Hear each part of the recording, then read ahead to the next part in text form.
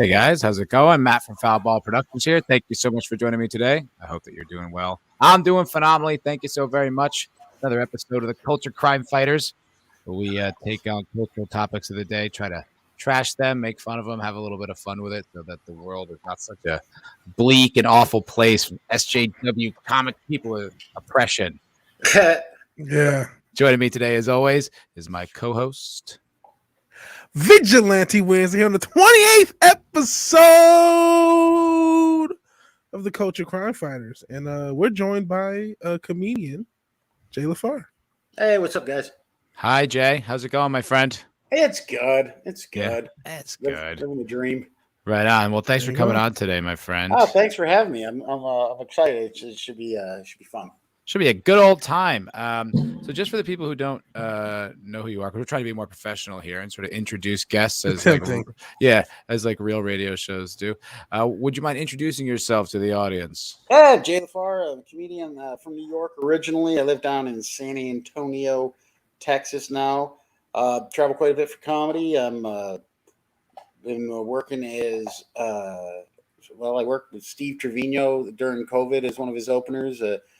Conservative Mexican comedian who now lives in New Braunfels, and also I work with a lot of people. Like I've kind of made a choice now to where I would rather I'd rather work with comics who are like-minded than have to get the stink eye from a bunch of pansies. So Nick DiPaolo, who I'm his Southern opener. So whenever Nick does theaters and stuff down here, I work with him. And it's surprising, and I'm not going to throw anyone under the bus either, because it's surprising the number of comedians that I do know who are very big names, and they're very conservative. They lean right politically, but that you don't know because they don't want to talk about it because they realized early on that this is an industry which likes to lend itself to not liking America and being able to shit on America for some reason. And I think a lot of it has to do with comedy, because comedians feel that you should never punch down. You should always punch up. And what country are you going to punch up at other than the United States? Because we are the greatest country on the earth. And, you can argue against that, but you're a fucking moron, because this is the only country where people will mail themselves to or hide in the back of an airplane so they can get here. No one does that to get to Denmark. No one does. And all these countries that they claim are great, especially the Scandinavian ones now, which are just Muslim rape centers. So, but I mean, to be honest, if they could rethink that one, they would. But no one can be honest anymore about anything, because then you look like a bad guy. But fuck it.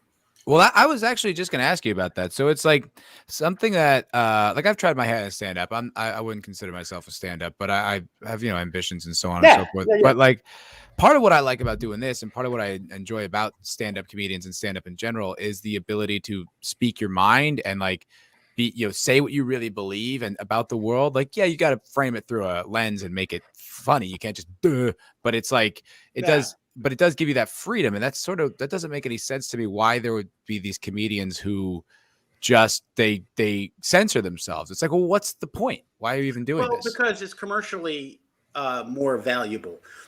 If you want to make money, honestly, like once you get to a certain level, Steve Trevino told me one of the best things that any other comic has ever told me as far as that goes. You don't need 100% of the people to like you 10%. You need 1% of the people to love you 100%. So what you want to do is you want to find that audience that's going to like you a lot. And they're the ones who pay $40 for a ticket, and that's the audience that I'm trying to cultivate now. So when I do a lot of small theaters on my own where, 250 to 300 seats, and I can sell them out because we'll do some marketing. And so I used to be like, well, we could do $5, $10 tickets. And then I was like, you know what? These people will pay $20 or $30 to come and see a show, and they will be happy to do that because they're also not being talked down to. They're not being having their values belittled, and a lot of it comes to that because it's comedy got to a point where for some reason you could go on stage and either shit on America or shit on the values that have made us a great nation, and then think that is, and if you're in a shit city like Austin, which I fucking hate, it's just a dirty diaper filled. Tell us how you really feel. Drug addicts.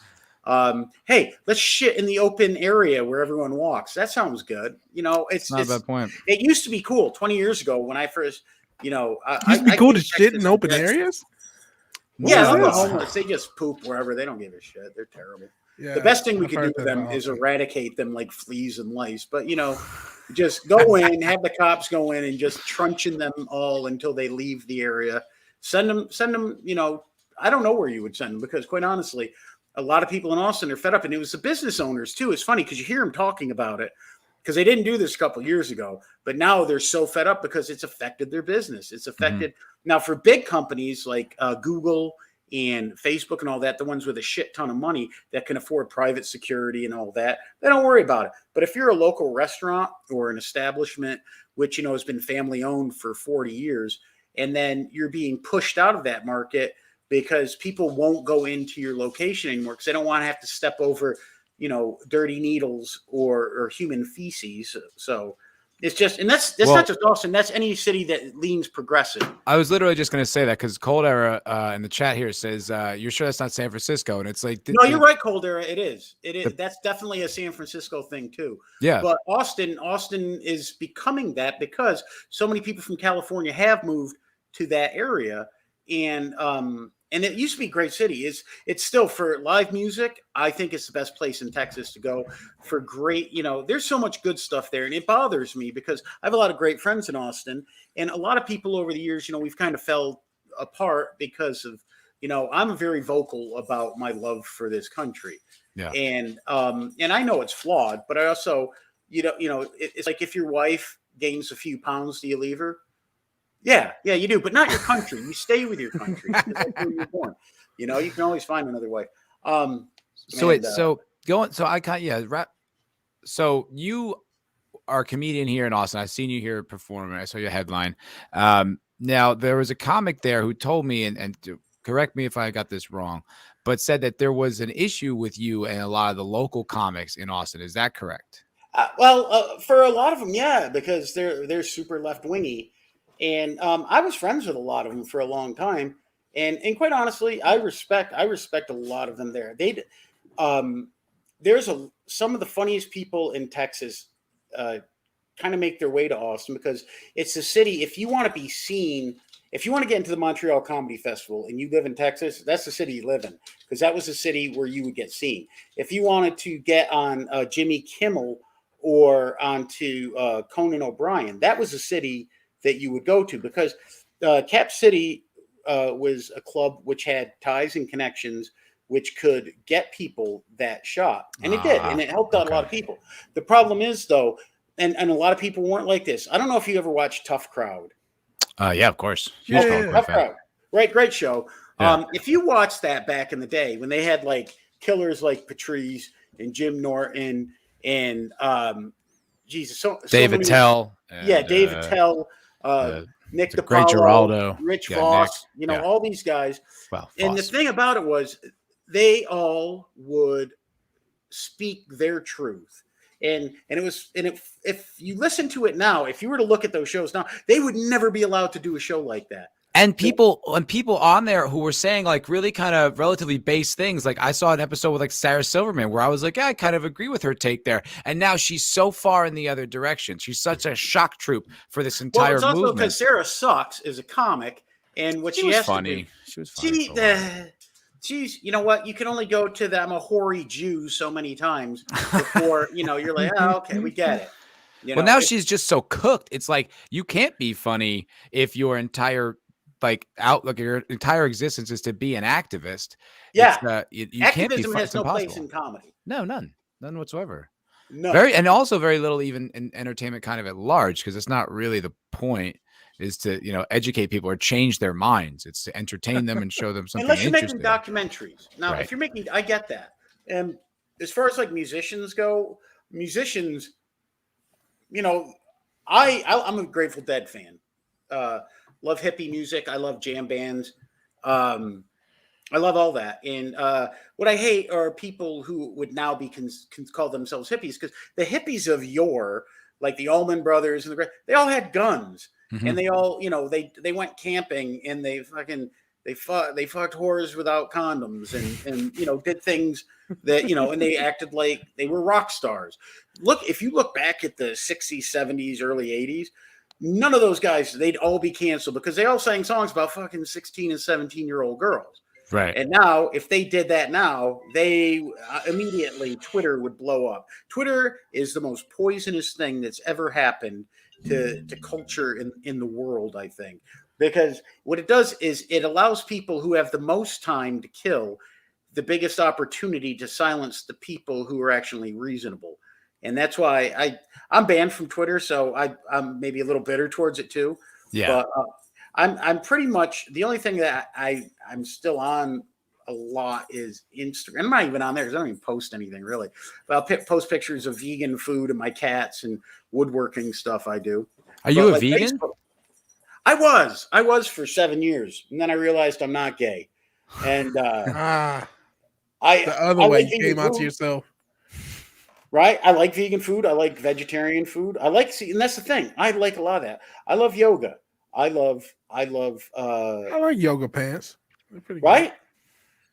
Good. Well, that's the thing about living in like these cities, because I'm from New Jersey too. I'm from the East, and I lived in New York City for about 5 years, and then LA for 10, and now Austin. So I'm just running the gamut on these progressive cities. But the thing is, like, what I do really appreciate about these cities is that kind of eclectic type of thing where you do have like an excellent vegan restaurant, or like good sushi, or a cool craft beer bar, or like some weird CrossFit, like I like that. I like being on the cutting edge of culture. The thing that happens now though, is that comes with this burden of this weird sort of political, like, Borg, like this conformity machine that just sort of eats and eats and eats and kind of goes after people who like are even think individually, let alone go out. You can't think individually in that situation, and they don't want you to, because like the thing is, I guess, people like to label you either a Republican, a Democrat, a conservative, or a progressive,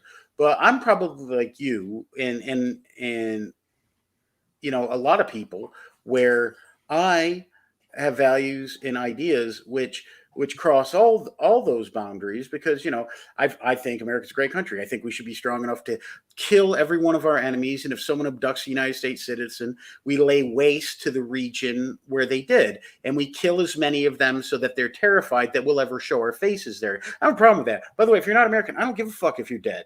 I don't care if I don't care. Oh no, we have Canadians in the chat. Yeah, we have Canadians and English fans. Oh damn it! Sorry, them. Oh, Canadians, you can suck my dick. Always bragging about what a great country you have. Maybe if you had to pay for your national security, you wouldn't be such a bunch of uptight assholes. Because the fact of the matter is, Canada sucks. I lived in upstate New York, and I hate French Canadians. And I have family members who are French Canadians.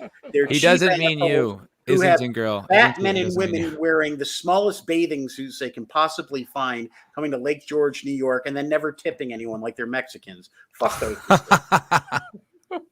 Jesus, that was a lot of shots taken at a lot of different groups of people. Yeah, I don't really like anyone. They don't really like anyone. Well, at least you hate everyone equally, and we can. I do, and that I'm very even-handed about that. About my and it's not even nationalism; it's just good old patriotism. It used to not even be a thing called nationalism. It was, you know what it was? It was like you were raised to love your country and then to respect it above all else. And then for some reason, somewhere along the line, now teachers have kids saying the pledge to a fucking pride flag. Dear God, what's happening? These teachers, they're doing some crazy shit. They got fucking preschool teachers talking to your kids about consent and gender identity. That sounds fucking normal, not? Gender. First of all, the left, which I believe in science. Do you? Then how is it that you don't know if it's a boy or a girl if it has a cock? Shut the fuck up. No, exactly. Yeah, it's so frustrating. It's like they'll say that until it's inconvenient for one of their arguments, and then it's like, well, actually, they'll quote some bullshit study from like a humanities division at some like incredibly woke university. Like that's not even close to a study. By the way, any liberal arts degree is garbage. Mm-hmm. If you went to college and got a humanities degree, if you did anthropology, sociology, any of the ologies really outside of biology, you're an idiot. You're a trust fund turd who really had no, like, I have a political science degree and a master's in history, right? And I have no fucking idea what's going on anymore. And I wasted those years because you know what I should have done? I should have gone to school to learn how to do AC repair or did more in construction. Like I make more money, from making cutting boards and selling them than I have from my political science degree. So yeah. No, I have a sociology degree. It was a complete waste of money. It was like, but it was fun, and the girls you meet in those classes, no, they're horrible. They won't fuck anybody because it's like like their pussy is a tool of political, activism. So no, right? it's not that fun. Like you'd think you'd be around a bunch of girls. It's all they're awful. Like that's if you believe that no really means no. So then, right. Well, that's a good point, I guess, Jay. But I mean, that was one of the reasons I left LA was I just I can't take these woke chicks. Like, they're the worst. They're the worst, and they're so unfuckable. And it's it's just either you completely agree with them and their very self-righteous point of view. It's like they got let out of like some third world country, and you're saying, it wasn't that bad, and they're just like, fuck you, yes it was. Like that's how they're looking at it. Like, it's just like we just got let out of cages last month. It's like, stop. You're the most coddled group of people in the history of the fucking world. The hairiest legs and snatches you'll ever find. Yeah, fucking take a razor to that shit. Get rid of the tumbleweed, bitch. But the thing is, I wish it was just like those sort of like blue-haired woke girls, but it's almost like it's every chick in her 20s. Like it becomes like, and it's just normal looking girls, but they're just those are the ones. Feminists. Those are the vocal ones, though, brother. Because the reality is, there are a lot of women in the United States. Yeah, there are a lot of young women too. Because the door's starting to swing the other way now. Because punk rock now is actually loving your country. Yeah. And having respect for our culture, which is being diminished. Yeah, exactly. Null and void critical thinking is endangered. Mm-hmm. Exactly. There is so much, like, they don't want you to think, because if you go against whatever you're being spoon-fed by the government, I love this country, but fuck our government. The fact that we haven't risen up and killed every elected official right now boggles my imagination. That is not a point of view shared by this. Illuminati, please. I want to wake up just tomorrow. Yeah, Jay's a comedian. These are jokes. I am joking. On a level. But here's the thing. Patton Oswalt in a special on a fucking Netflix special talked about killing George Bush Jr. Do you remember that? No, but it sounds like him. Yeah, he did. He's a fucktard anyways. He's just, you know what though? And I like Patton. I like a lot of the stuff he does. I like the stuff he used to do. Ace Mr. Freeze. Ace Mr. Freeze, he's just saying, we're demonetized. And that's do you get money from the YouTube? Oh, we do. In fact, I forgot to bring it up, which is very rude of me. We started off this with a super chat. Yeah, one rough girl who's a viewer of the show sent us $5. Says it's $4.99. Thank you, one rough girl. Said sending positive energy from Fort Bragg. I like rough girl already. She seems like a solid broad. She is, and she's based as fuck. She doesn't play any of this social justice. Is she military? I guess so. Yeah, I think she is. Yeah, nice. Talk about it over there. Nice. God bless you, honey. Thanks for defending what little freedom we have left in this wasteoid. And good luck in this new military. My goodness. You know what? Yeah, you better be woke or they'll fucking drum you out. Yeah. Because heaven forbid you actually be able to defend us and not without being able to know what the reason was for the past wrongs that the United States did to the Algonquin Indians. But in the military, like that used to be like a haven for right-wing people, and now it's like that's woke. The military's woke. What? Yeah, I forget who the general is who tried on the reading list for he had some book about, airborne. Nice. Yeah, because she's always talking about fucking jumping out of planes. I'm like, boy. Fuck yeah. Oh yeah. Fuck yeah, girl. 101st is it at Fort Bragg? I wouldn't know. That's a little outside of my knowledge. Yeah. If rough girl, if you are in the chat, or please let us know or watch the playback. I don't know. I work with a group called Humor for Heroes, so I do a lot of shows for military throughout the. Right on. Yeah, we do. We work a lot with the Chris Kyle Foundation, and we were doing stuff back in the day. Fisher House in San Antonio, which is a place which allows families to visit while the soldiers are convalescing and stuff. It's actually the things I'm most proud of in comedy. Because to be honest, like I'm at a point now where I still love doing stand up, and I like that for a good portion of the last 20 years, I was able to make enough of a living where I could actually, pay my bills and kind of cover everything. But all that aside, the best thing in my life has been being able to give back. My dad was military for a long time. Oh, right on. And so I just have such respect. My stepson is in the Marine Corps right now. Oh, no way. Yeah. He's in Guam right now. So, and then he's going to come back. I'm not 100% sure what he's doing, but he's a good kid. And I think that's the other thing is we've told our kids to stop trying to join the military because that's not a good option. That, it's better to go to fuck college. College, maybe 1/3 of the people in college should be in college. And then what they should do, if you want to fix shit, it's a super easy fix, by the way. What you do is you get rid of any liberal arts requirement that a college has, knock it down to 3 years, because that 1 year of college is all liberal arts requirements. That's you true. Get rid of them and you let people focus on a professional path. That way they're not in debt. But colleges don't care because they're money-making entities. Absolutely. They would rather see everyone broke. And here's the best thing that a college does after you've graduated. Knowing you're broke, knowing that you owe $50, $70, $100,000, then what they do is they send you a letter so that you can donate to them. Those fucking yes, absolutely. And then they have the audacity to point out that the student debt crisis is some sort of product of like the government or the culture at large. Meanwhile, it's the exact system that they've created, and they blame like America. It's like And that money doesn't even go to the aforementioned Harry Snatch teachers. No, it goes to the administrator. Yeah. Because it's like, they're still poor and pushing socialism and shit. So like all the administrators just pocket all this fucking money, $100K per kid. And they're the absolute worst. And here's America. What they had the audacity to do. Charge you $500 for a college textbook that they use for 2 semesters. Right. And then they create a new one instead of just selling an addendum to that book, which they could sell through the bookstore, but sell an addendum for any of the new shit, which is usually like 8 pages. Sell that addendum for $10. They can still make them. But and like meanwhile, I don't know if they're aware of this thing called the internet with all this cloud storage. It's the type of thing you don't need to pay for anymore because you can just get you can access it right on the internet, all kinds of information. They're like, no, $500 for books, please. Oh, you're broke? Well, that's because the Republicans are evil. Yeah, it's like you fucks. Real quick, it's the war on women, is what it is. Right. There's a war on women. That's right. Yeah. And meanwhile, more women in college than men. Like education itself is designed to promote women. Men have more suicide, more workplace deaths, more drug addiction, more depression, more everything. But there's a war on women. You're right.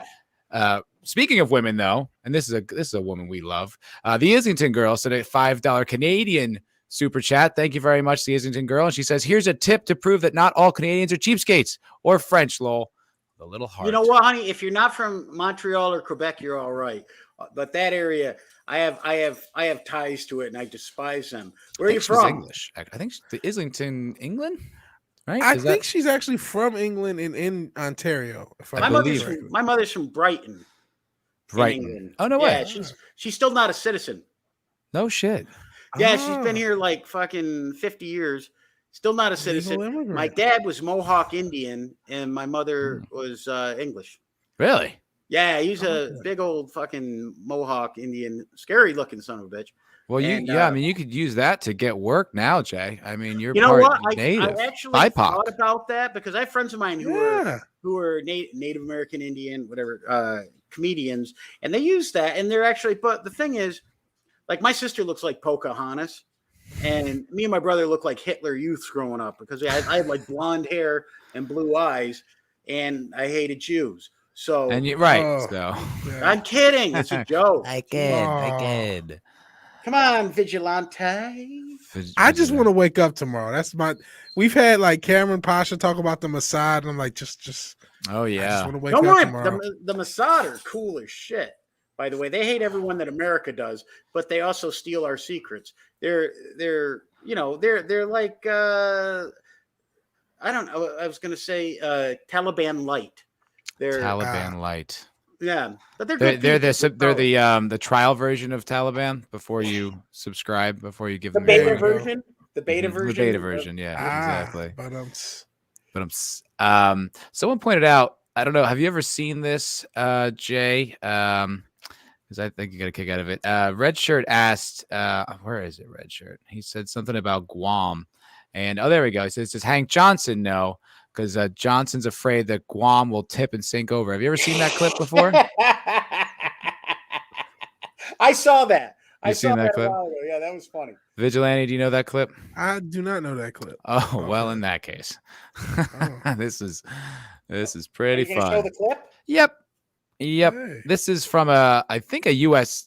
representative, not a senator, just a representative in the United States government.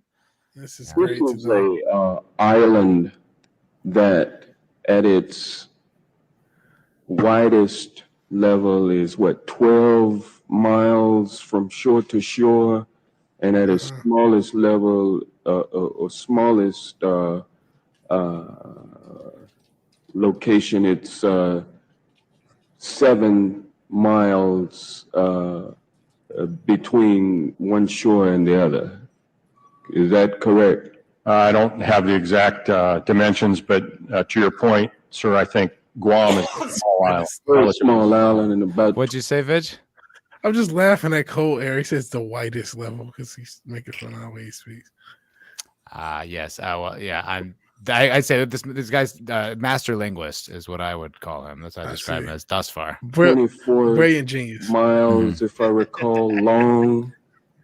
So 24 miles long, about 7 miles wide at the least widest place on the island, and about 12 miles wide on the widest part of the island. And I don't know how many square miles that is. Do you happen to know? I don't have that figure with me, sir. I can certainly supply it to you if you'd like. Yeah, my fear is that the whole island will become so overly populated that it will tip over and capsize. That is an elected official in the United States government. That's the same. That's the same state though that elected Stacey Abrams. Okay, so let's not pretend that they make good choices when they're looking at governance. But I think this guy. I mean, I don't know how many congressmen. I think he's still a congressman. He's still a United States representative. You really people do that because they don't want to vote someone indifferent until they have redrawn the lines for congressional districts. But I mean, he thought an island could tip over, could sink. I don't want him in charge of anything. I don't want him to be the assistant manager at Staples. He's still the congressman there? Yeah. He's still a representative. Well, this is why we don't. Some people will say, well, this is why you should vote. But no, this is why voting doesn't matter. Because I'm not in that fucking whatever the hell district. And it's like, still, there could be a guy who thinks Guam is going to tip over, and he's still the district guy. Year after year, this has been probably a meme a long enough time for him to get booted out. But the people there say, you know what? Yeah, 7-term rep. They say, you know what? 7 terms. 7 terms. 2 or 3 terms ago, Guam will flip over in his 50s. Yeah, our guy said Guam will flip over, but you know what? He's still our guy. We're still running it back. Yeah, again and again. They voted for Cuomo's in New York State repeatedly, knowing that they were one of the most evil families that have ever been involved. After the Clintons, one of the most evil families that's been involved in politics. right now, I'm going to tell you, Cuomo resigned in New York, but if you don't think his brother is going to run at some point for an office, you are out of your mind, because they are a dynasty, and that's how they've made their money. That's how politicians get rich in office. Nancy Pelosi right now is one of the wealthiest members in the United States government. Yeah, she wasn't when she got in. The Clintons weren't when they got in. They were broke. The Obamas were broke when they got in. The Obamas are worth like $200 million now or something. And the Clintons. Funny how that happens. Amazing. Well, isn't it Trudeau? Isn't now? Now I heard this from Ryan Long, the comedian. He's a Canadian comedian, but don't hold that against him, Jay. He's hilarious. No, I know who he is. He is funny. I love that guy. But he was talking about Trudeau, and apparently his family is connected in like some sort of business that like now that's all speculation. I don't know. I'm not accusing him of saying that. This is what I heard. But that like he would give his family or his wife's family like contracts, and was all like this sort of behind the scenes, just like basically he's in office to make himself and his family money. Like, that would be ridiculous. That would be like our president's son getting paid hundreds of $1,000s for paintings that a retarded monkey could have made. Right. Yeah. Or like being in charge of like power grids in the Ukraine or some shit like that. Yeah. Stuff like that. I mean, politicians are by their nature shit. I think what honestly, if we want to fix that system, what you do is you drop the pay down to whatever the average salary in the United States of a teacher is, and then you leave it there. And the president, sure, give them the $400,000. That's I think $400,000 a year for the presidency. That's a fair thing.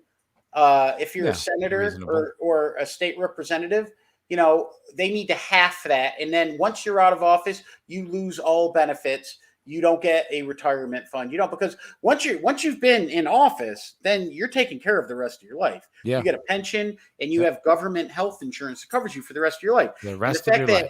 Fucking Ocasio-Cortez is going to be able to suck my blood for that many years just drives me to the point of madness, because she is one of the dumbest twats that has ever. She might be the president one day. Yeah, president of my fan club, motherfucker. I'm telling you, everyone just says, "Oh, she's stupid." I'm like, that doesn't matter. She's dumb. I don't think she's. The current guy can't even like function. He's demented, literally. That's a good point. And you think that a semi-fuckable girl is not going to be the president in like 5 years, whatever it is? Gives me a semi. She's more than semi-fuckable. She's actually an evil wife. Did you see the video? I didn't want to get a whole too much credit. Dude, did you see the video where she's dancing like that came out? Yeah.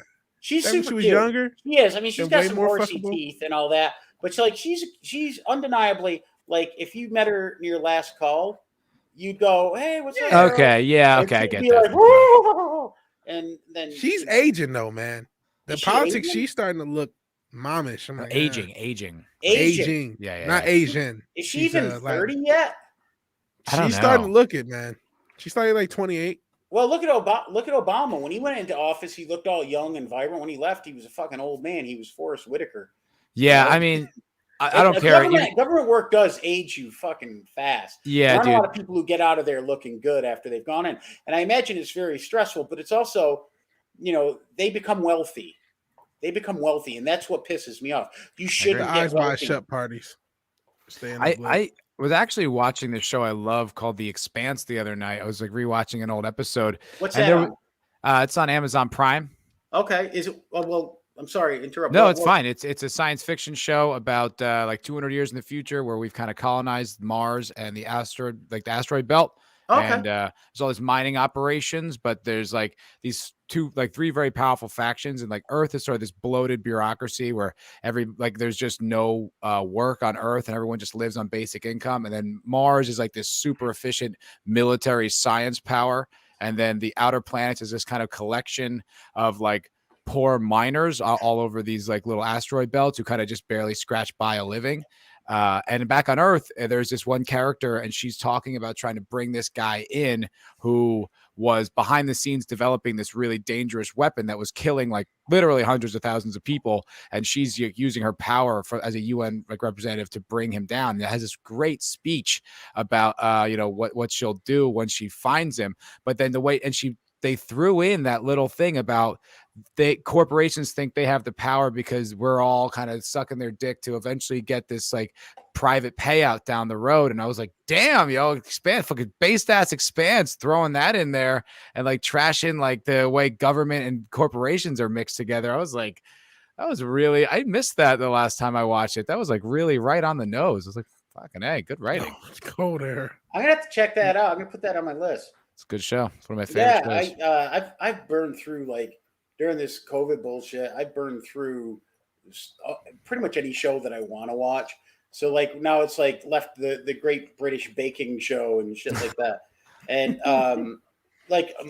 Maggie, because she, we haven't been able to watch it. Like Manifest, we watched that.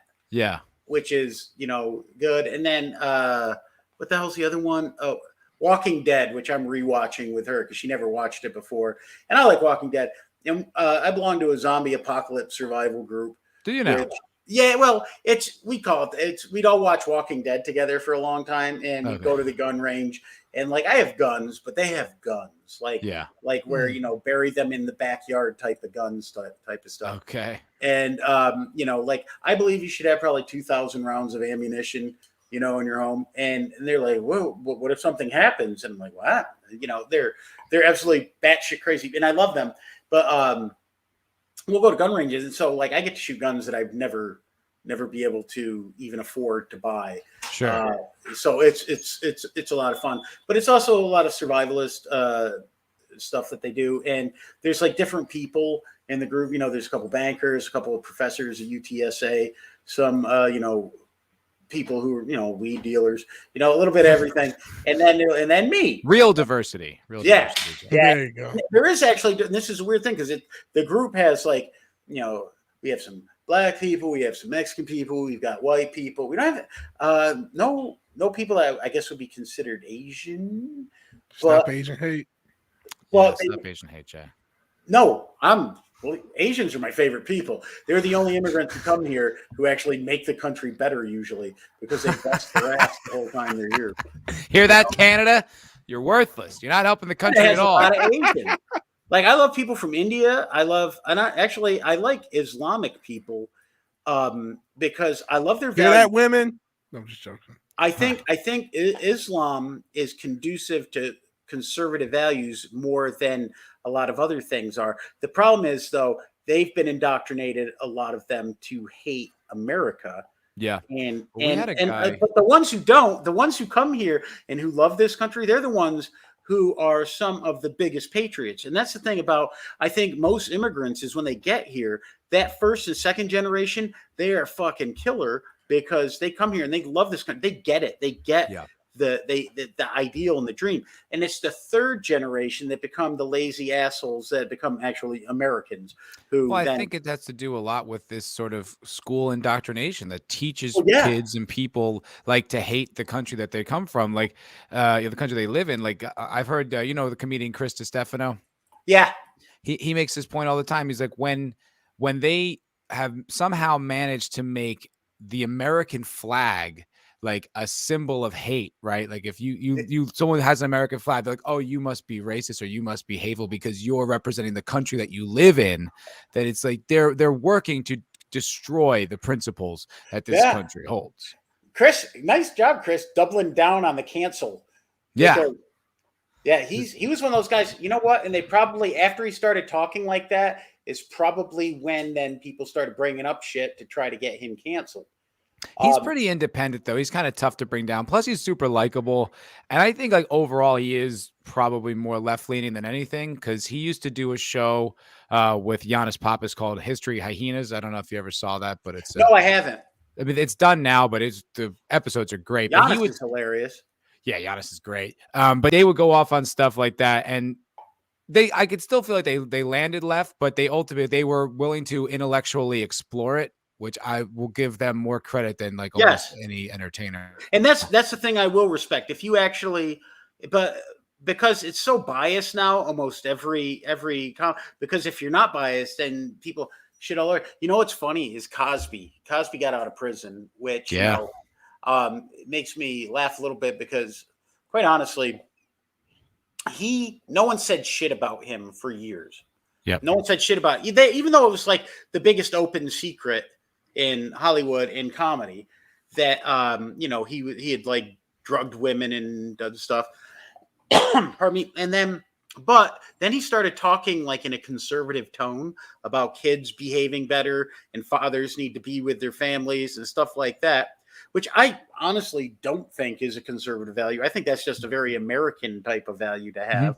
Yeah. But it's also become something where the left has demonized, a mother-father family. Yep. And demonize is probably the wrong word for that, but they made it seem as though it's not necessary for a family success, even though they devalue measurable thing says that the best family situation is a mother and father raising a child together. And then after that, way down the road, is two dudes named, Hank and Henri, who are raising the kid, who love the kid. Their gender.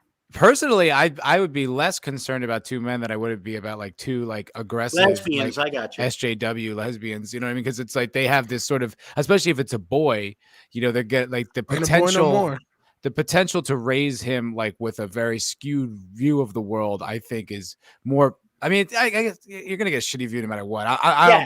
I'm not one of these people, but I do think it's like the studies are there and the nuclear family exists for a reason and thrives for a reason. There's no reason why gender roles evolved over 100,000 years to what they were, because they make sense.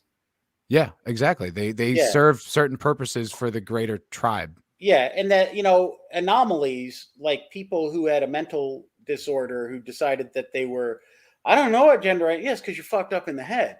That's all it is. It's got nothing to do with there being 79. There's two genders. There's male and female. If you got a cock, you're a dude. And then there are the people who were born with both, because the same reason some people are born with their spinal cord outside their asshole.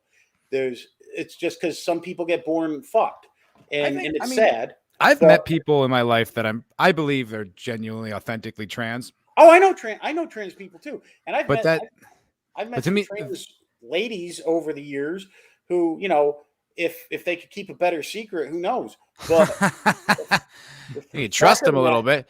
But it's just, the thing is, like, it's such a small minority of people, yet it somehow is this like social conversation, this constant social conversation, and then like it's spreading, and it's like getting into like we're educating children on all this stuff, and you're just like, whoa, what the hell? You know what? Because they don't do the real studies. They don't talk, because they're not. The Kinsey report, which came out in the 1960s, which is kind of pretty much led how everyone talks about sex and sexuality in the United States. Kinsey report came out normalizing homosexual and bisexual behavior. Kinsey was a bisexual man who liked to fuck other dudes. So of course he's going to say it's normal, because, he's, if you're jamming your dick in some guy's, turd burglar there, you're gonna end up saying, well, this is totally normal. I don't know why people are all over me about this. And then but then over the course of time, then and I don't care what anyone does, but just be quiet about it. Have some self-respect. Like if you're wearing a yellow thong banana hammock type of thing and dancing in a parade, you have a mental disorder. There should be a certain amount of where, there's kids here, I shouldn't behave that way. Bro. And I think people have gotten away from that shit. So here's the real mental disorder. There's now, and hopefully they're just like the champagne liberals who write articles, but there are now a group of parents who are like, yes, I want to show my 8-year-old this guy in a yellow, banana hammock thing. I want to introduce, they call it introducing their kids to kink.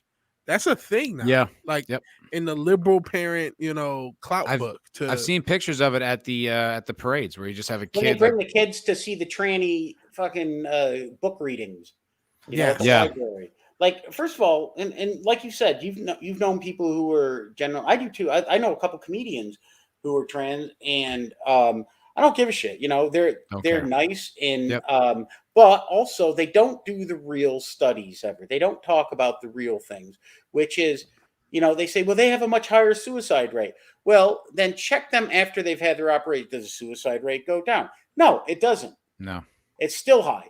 They also don't talk about how, with homosexual behavior in the United States, most people don't care. Most adults I know don't give a shit who you sleep with, because they're too busy trying to get their own.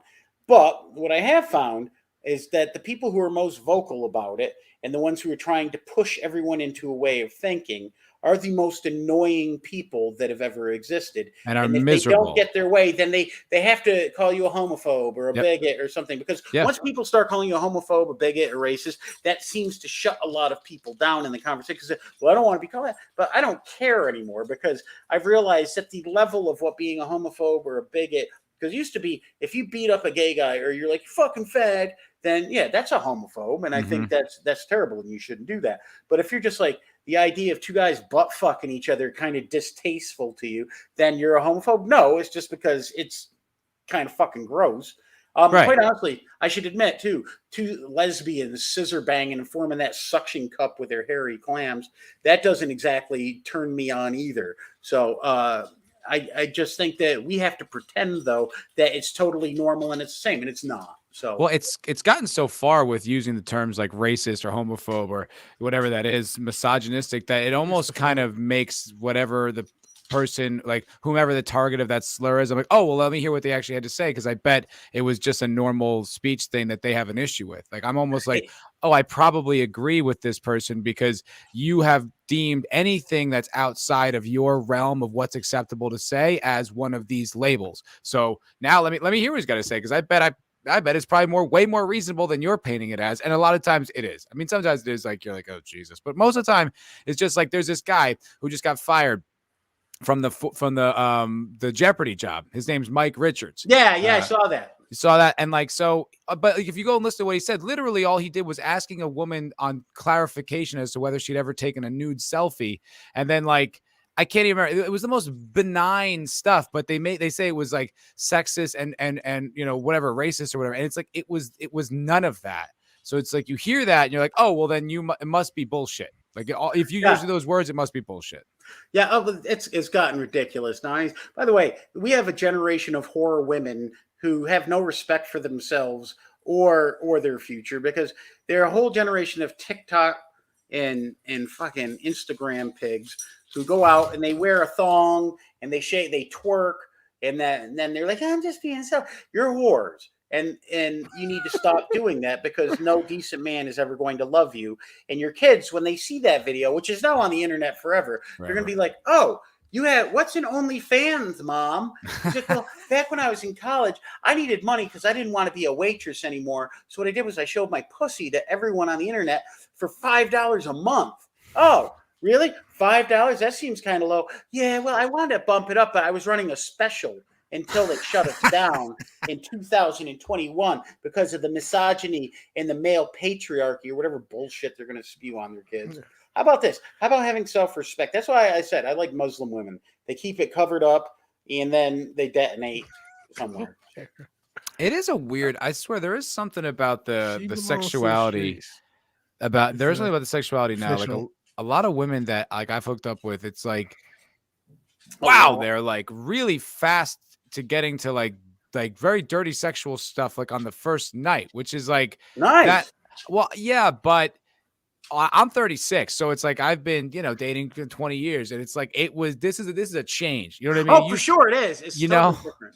Like you had to talk women into this shit. Now I'm like a little bit like, oh, hey, like I'm not like that. Like slow down. Like, you know what I mean? Right? A finger in the ass, like that's something for the second date. At least, you know what I mean? Like, let's make out for God. I don't even know you. What do you think? I'm just going to sleep with you?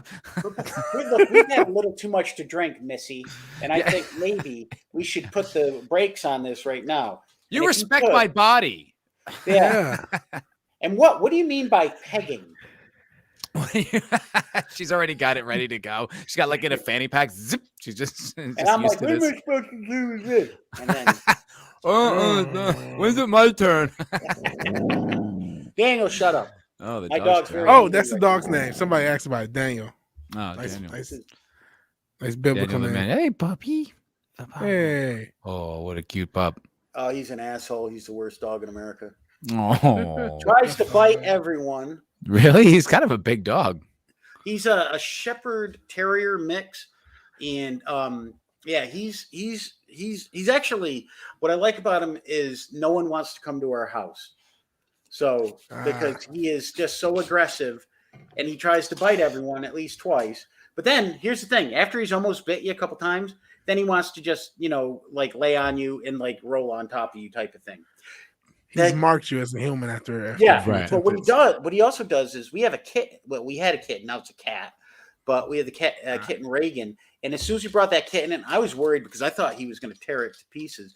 But he just went crazy and just was licking him and cleaning him like he would his, a puppy or his own baby.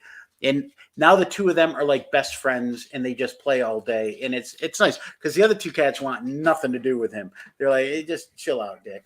But the Reagan is, and it's kind of cool. That's cool. We just got one. That's good. Yeah, but what was I going to tell you guys? But yeah, getting back to the lack of talking morals. about these hoes.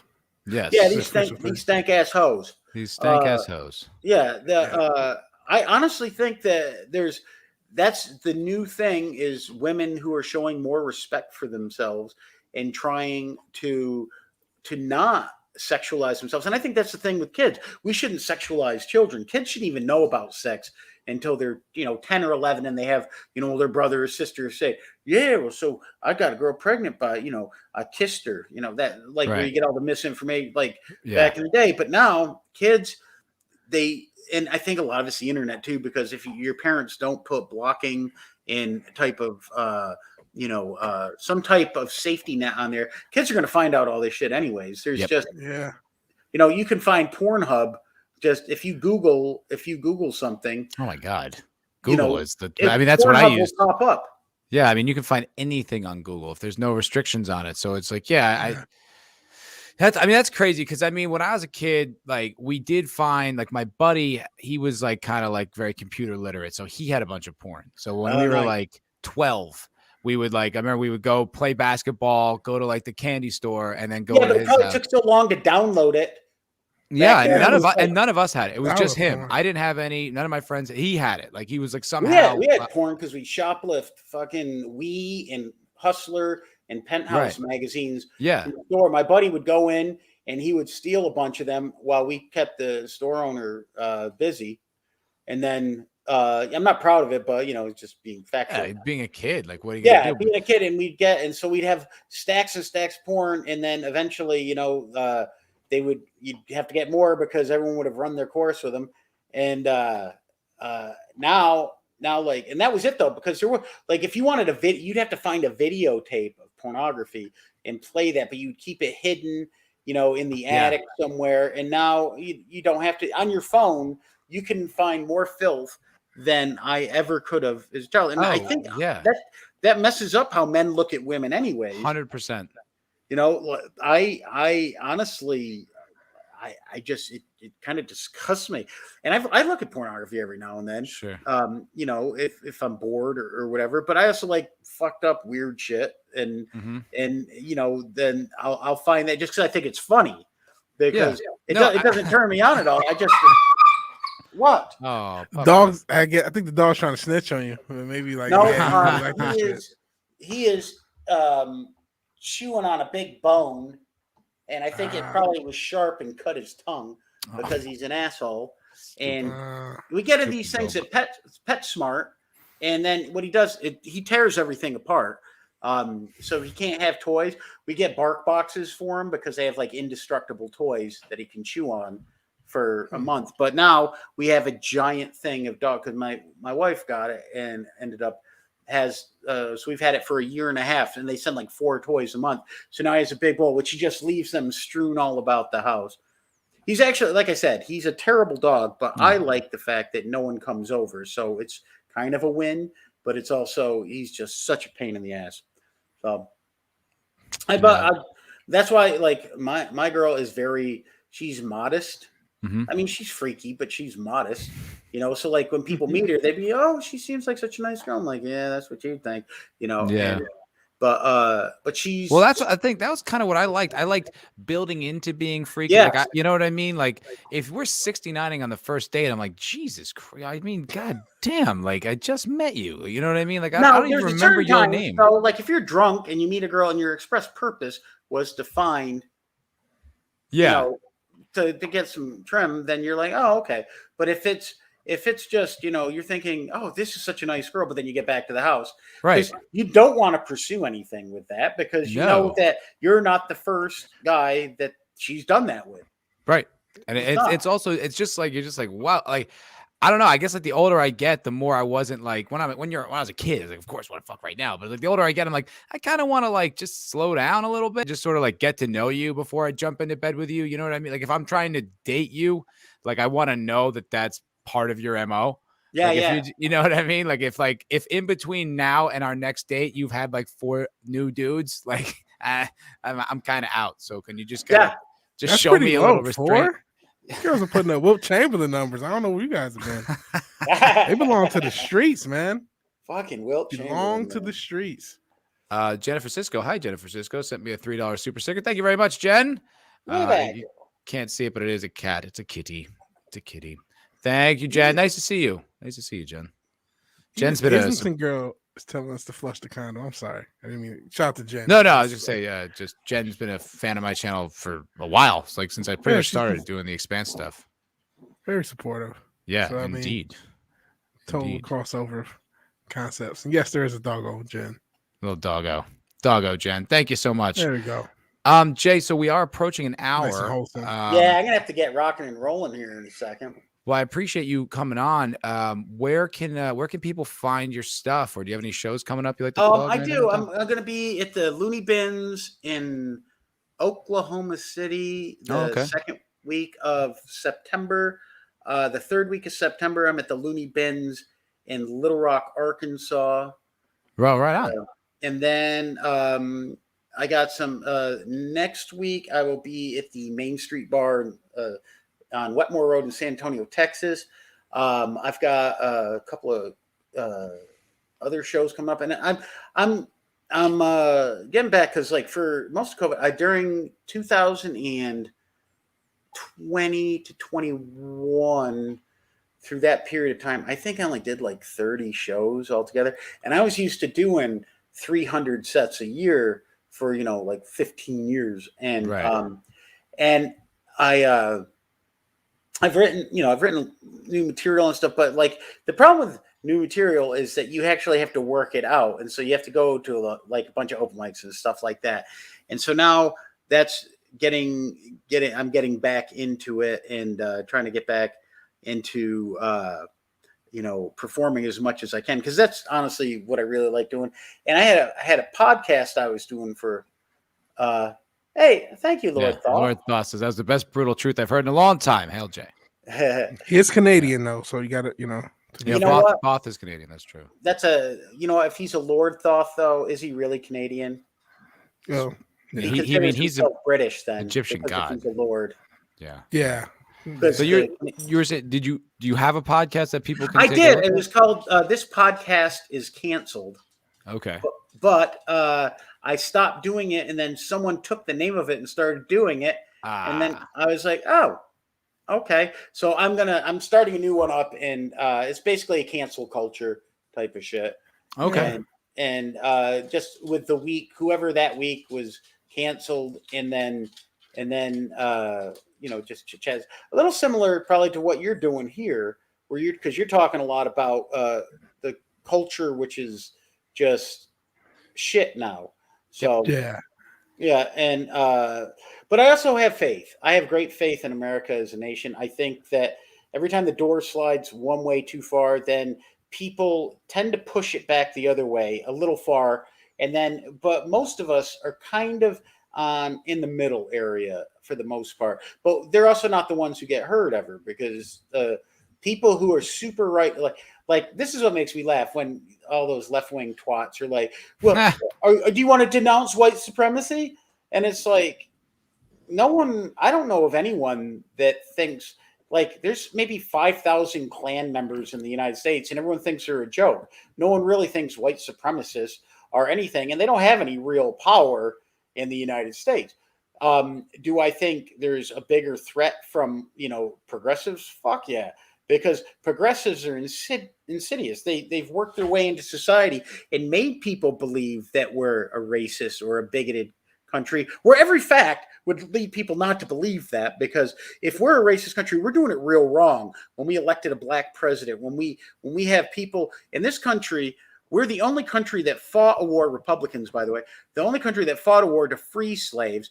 And the only place where slavery still exists is where slaves originally came from a lot. So we keep pretending all this shit, but no one addresses the real issue. And the real issues in this country is that we are a country made up of a ton of different types of people. We get along pretty well, but you don't hear that ever because that's not good news.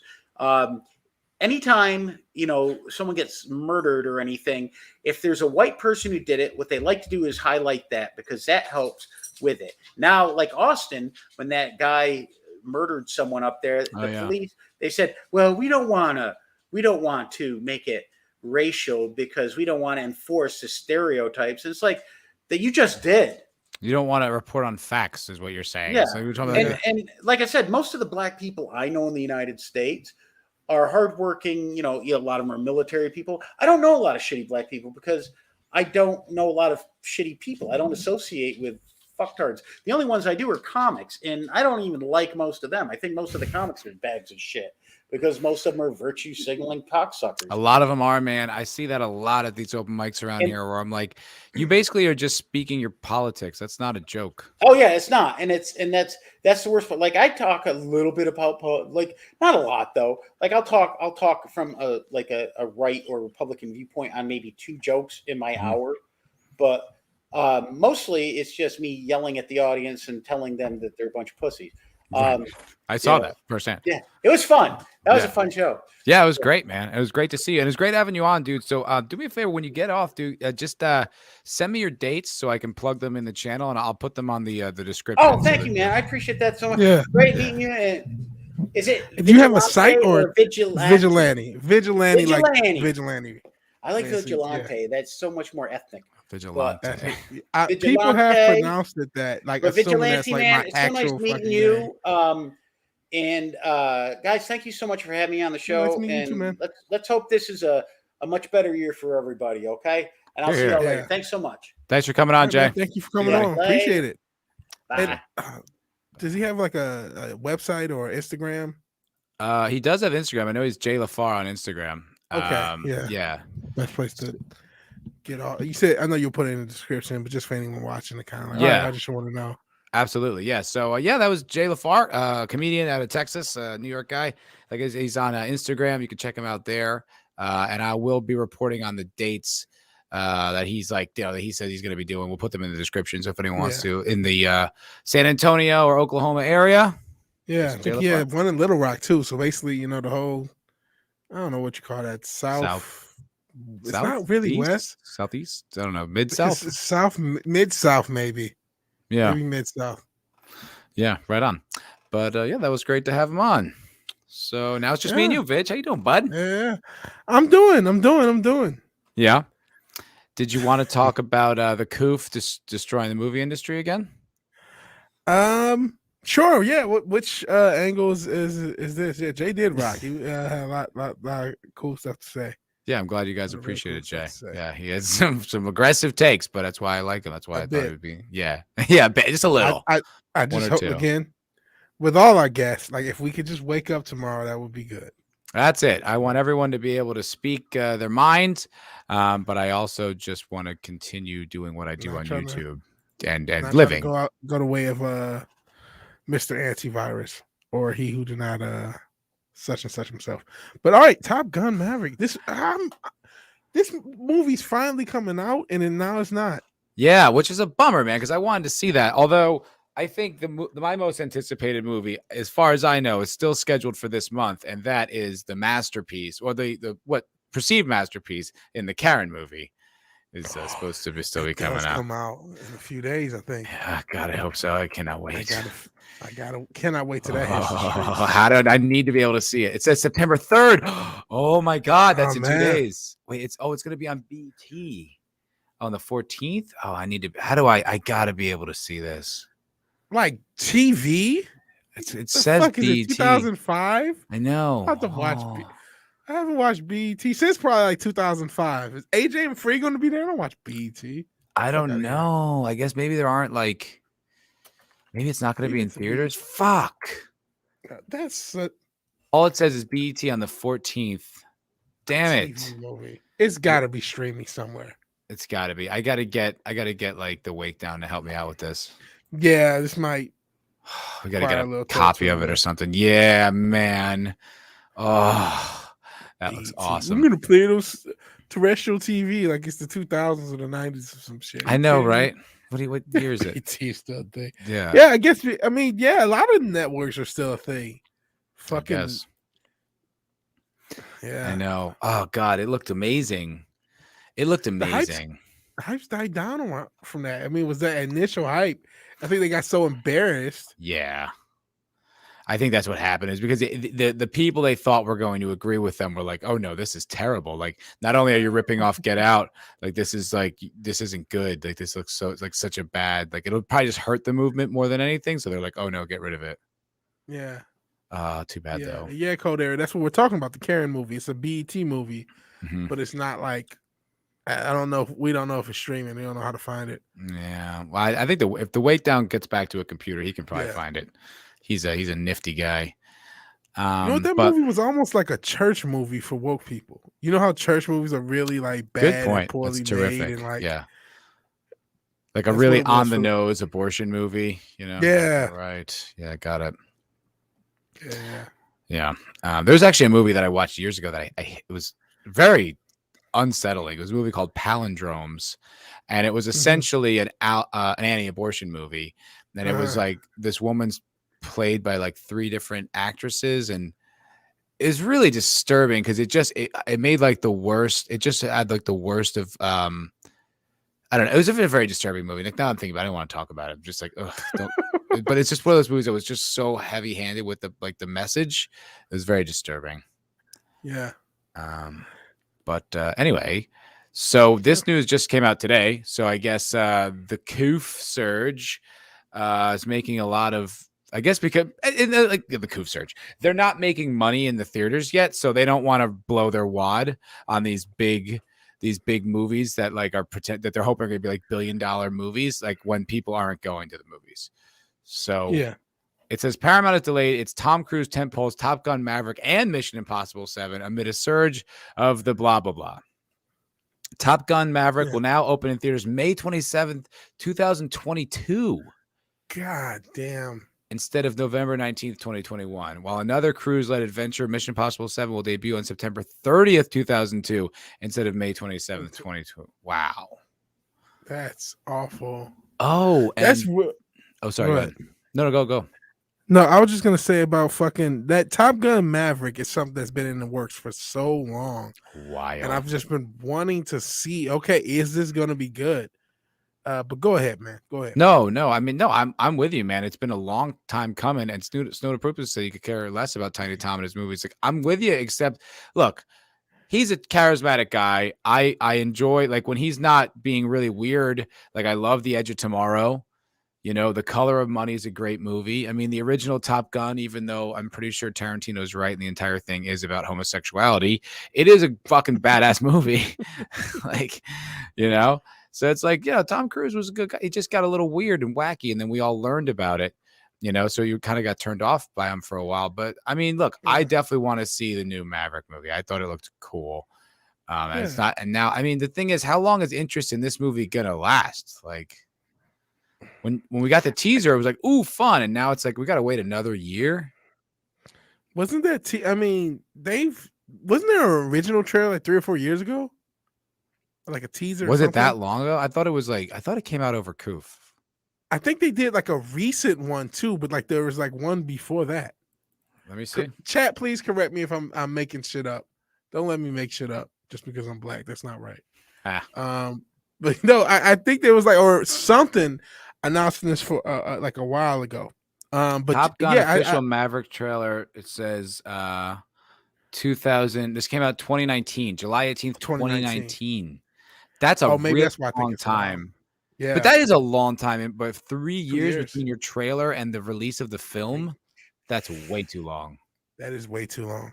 That is way too. Yeah, so then 2019, yeah, that is 2019. I think we were talking about this before the show. That's like a totally different era of humanity. Yeah. Like when we were young and innocent in 2019. And look, this isn't even a trailer. This is I mean, like, it's not a teaser. Sorry. Like, I'm looking at the trailer right now. Like, it's not even it's a full-on trailer. Like, Ed Harris is back, Tom Cruise is back. Like, it really has the same feel of the original movie. Like, it's telling you that this movie is going to come out, and like, obviously Paramount has changed the title of it and says, yeah, official trailer 2022. Like, that was the plan all along, which obviously it wasn't. But yeah, like 3 years between a full trailer and a film release is ridiculous. That's ridiculous, even for like the older times of like the 80s and 90s where it took a while. Like, that's a long time. That's wild. See, well, I mean, it's not like these studios also own media organizations that scared the hell out of people about a disease or anything, because then it would make this a bit awkward. You might say they get what they deserve for going into the fear porn business so heavy and hard. But anyway, I mean, because that's not the case. It's sad because I'm part of me is also not just wondering if it is the coof and the fear of the coof. I mean, you do have a couple of movies that made some decent money, but like I can't help but to wonder if they incentivized us to like not prioritize theatrical release movies by like giving so much away for free. It goes back to the horror comment. We were talking about women being whores. You're giving so much away from free, you make everyone uncomfortable. Well, so like the past year and a half, you've been able to stream stuff on Disney Plus or HBO Max or a lot of these other platforms that would have normally been on the theater. So you're so used to, oh, a new movie's out, I'm gonna watch it at home. I think there's still an experience of the movies, and there are people who want to go to the theater, want to go out. But I think a lot of people have just not only been scared out of the theaters, but just have been made of a habit, made a new habit of watching new movies at home.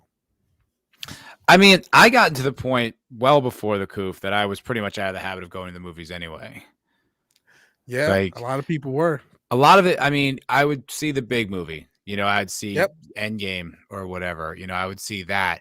But like, and that would only be if something I really wanted to see. Like, I wasn't rushing out to see every Marvel movie at all. And like, it got to the point where it's like, yeah, like I don't really miss it. But because the reason was I never felt like there was anything coming out. I never felt like the movie industry was like the way the movie industry used to be, where there was always something, you'd always go see something fun. There's some new movie this weekend. You want to check it out. It's like everything became like, even without wokeness, just uninteresting. Yeah. And so it's like, I've been trained and conditioned to not want to go. And now that there's no, it's just streaming and I can get just as much content as I want at home. It's like, yeah, why bother? Why go? Yeah.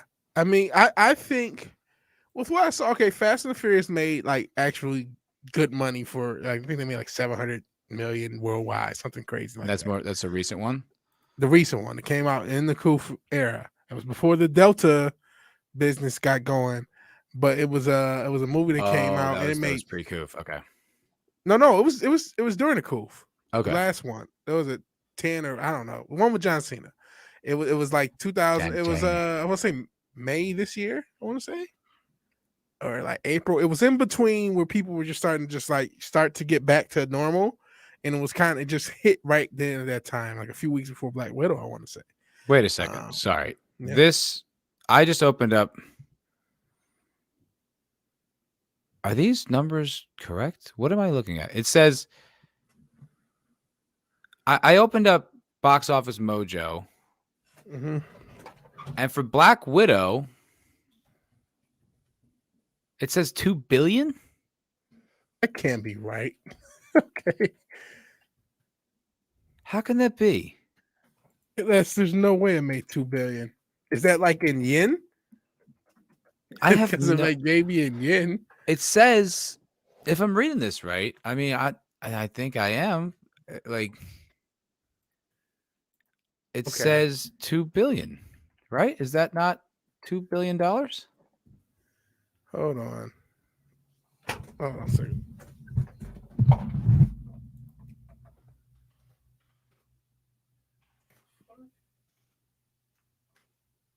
lose you, Vitch? No, I'm still here. Something because that's not 11 bit. That has to be million. There has to be like.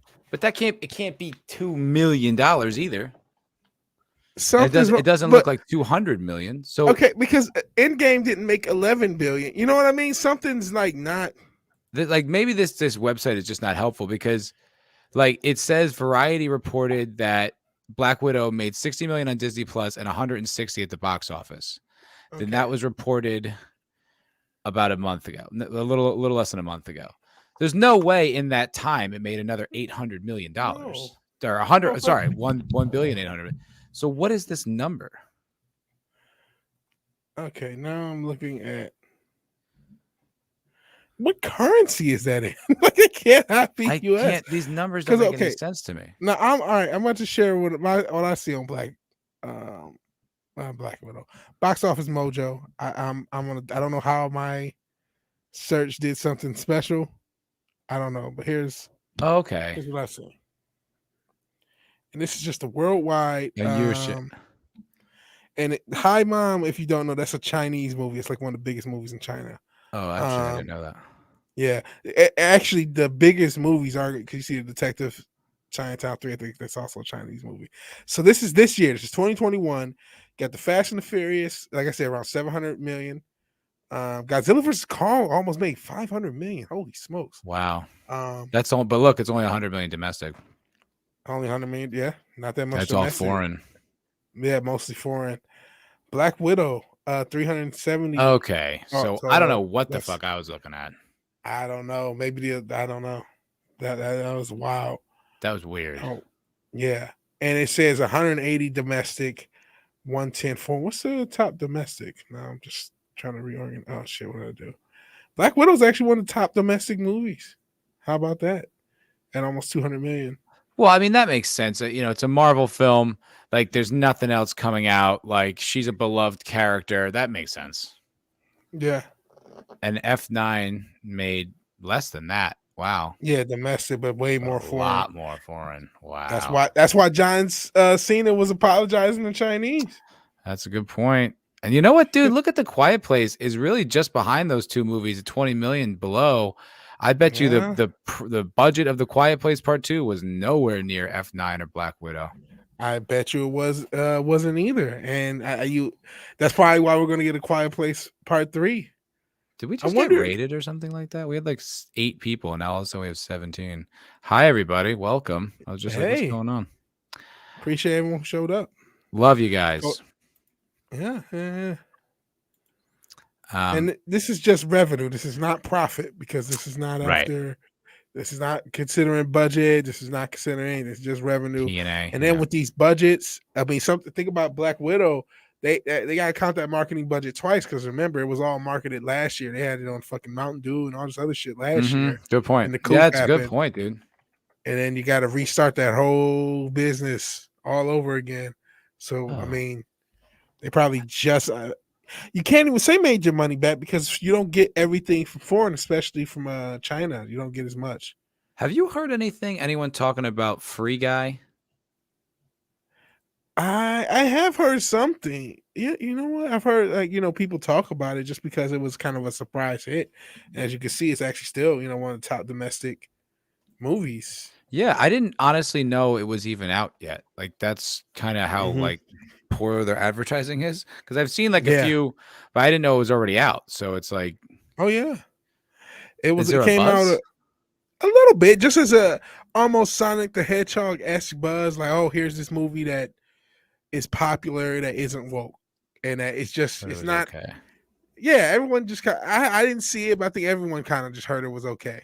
Oh, okay. Because it looked like an interesting concept that he's like an RPG, like a NPC that like kind of comes to life, and just all of a sudden it's like in a video game and can control it. And Islington Girl says she enjoys Free Guy.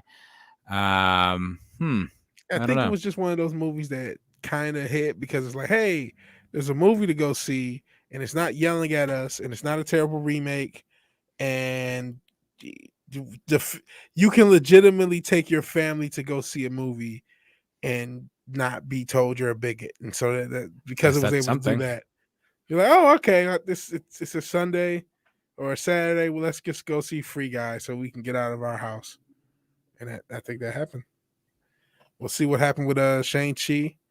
I do kind of want to see it, but I got more recommendations that people say I should see The Raid. You speaking of Raided? Oh yeah, It Man. If I want to get my kung fu fix, and I might end up watching those instead. Gotta watch both of those. Even I already knew It Man was gonna sing like scenes. Go ahead.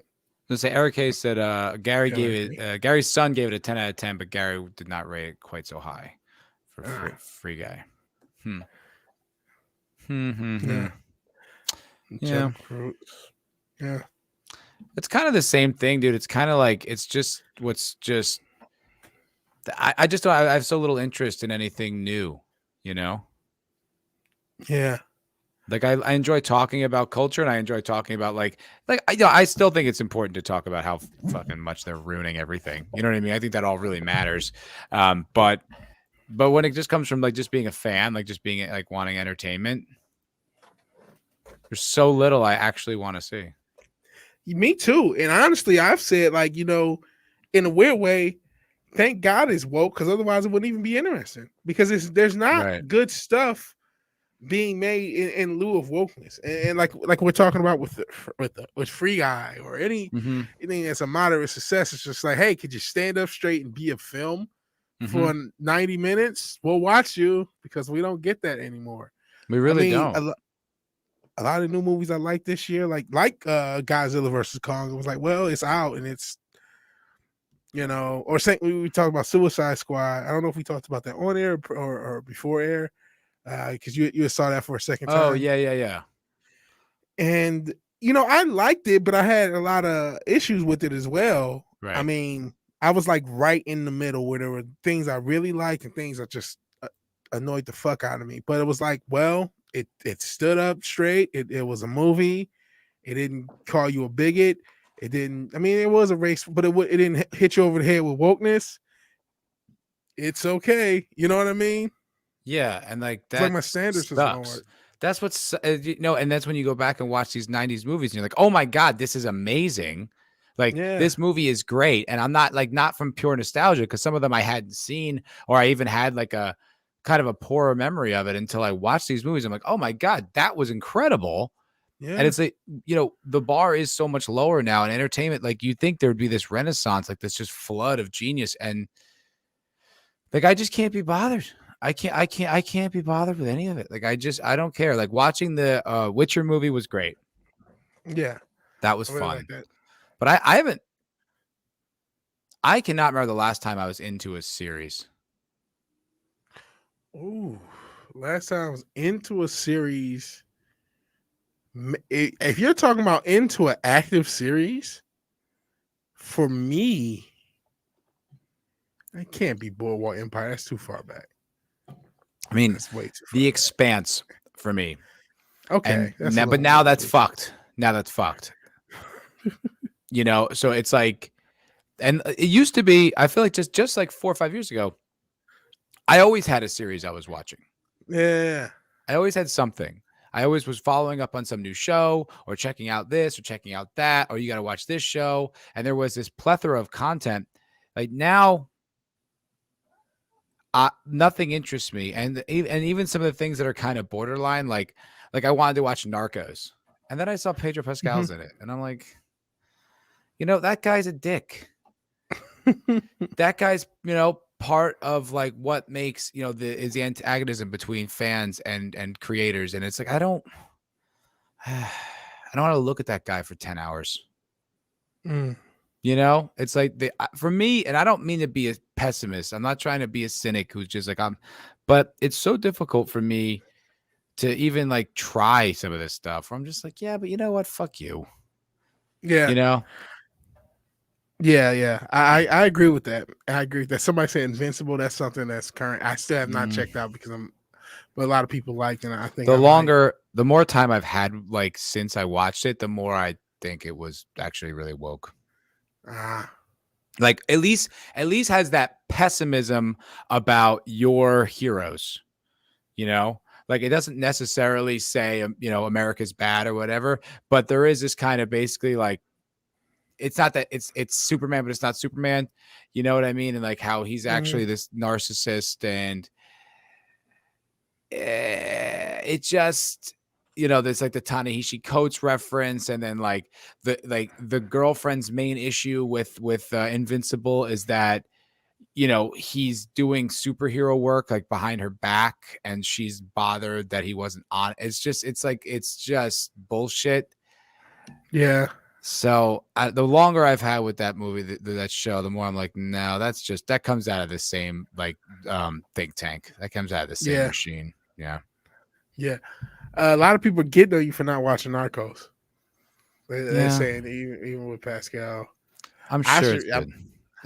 Sent you diddle. Hey buddy, what's going on? He says, if you don't watch Narcos because Pascal's an idiot, something is wrong with you. It's not that I'm like taking some hard stance on it where I'm just like, no, I won't. I'm not like one of those people, but I am like, I'm just like, I just don't have like the energy.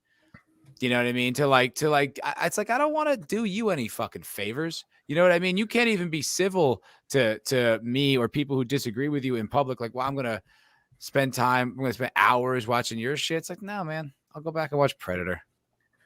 Yeah, that's the thing. I'll just watch YouTube. I can burn so much time with random YouTube videos. Like I could go through days and days of my life just watching, getting down a rabbit hole of a subject on YouTube.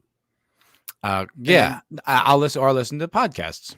Or listen to podcasts or audiobooks, or there's more entertainment, or playing a video game. There's more entertainment options than ever before. Yep. So like if you just come with something lackluster, sometimes that's all I need because I'm just in the mood to watch something. But otherwise, it's like I don't need to watch this, no matter what it is. And if you've already pissed me off, or you've done something, or you just spend something a certain way, it's like I gotta take the time or effort. I could spend this 2 hours watching whatever 12 or 13 10-minute YouTube videos and be just as entertained than sitting watching your ass. You know what I mean? Yeah. Like I don't want to give you the fucking satisfaction. I don't want to mentally go there where you are. I'd rather listen to someone who doesn't resent me as their fan. Yeah. I would. I'd rather listen to Gary. I'd rather listen to Ryan Long. I'd rather listen to, Jim Norton or go watch, like I said, a movie from the 90s or whatever. Like it's something I grew up with, something I can trust. Like it's kind of like, and I have a very personal point of view with Hollywood because I was just there for so long as an individual, you know what I mean? So I kind of resent them on an extra level, but it's just, I don't know. I just get exhausted. And I feel like the whole system, like, is this conglomerated thing, and they, it's like they don't even do a good job getting me the thing that I do want. Like it's like one of these streaming services, whether it's Netflix, like Netflix is like, hey, here's this show you'll like, and here's this movie you'll like. And I'm like, I know I don't like that. I don't want to watch it. I've scrolled past that every single time I've turned on Netflix. I've scrolled right past it, and you have not included that in your algorithm at all.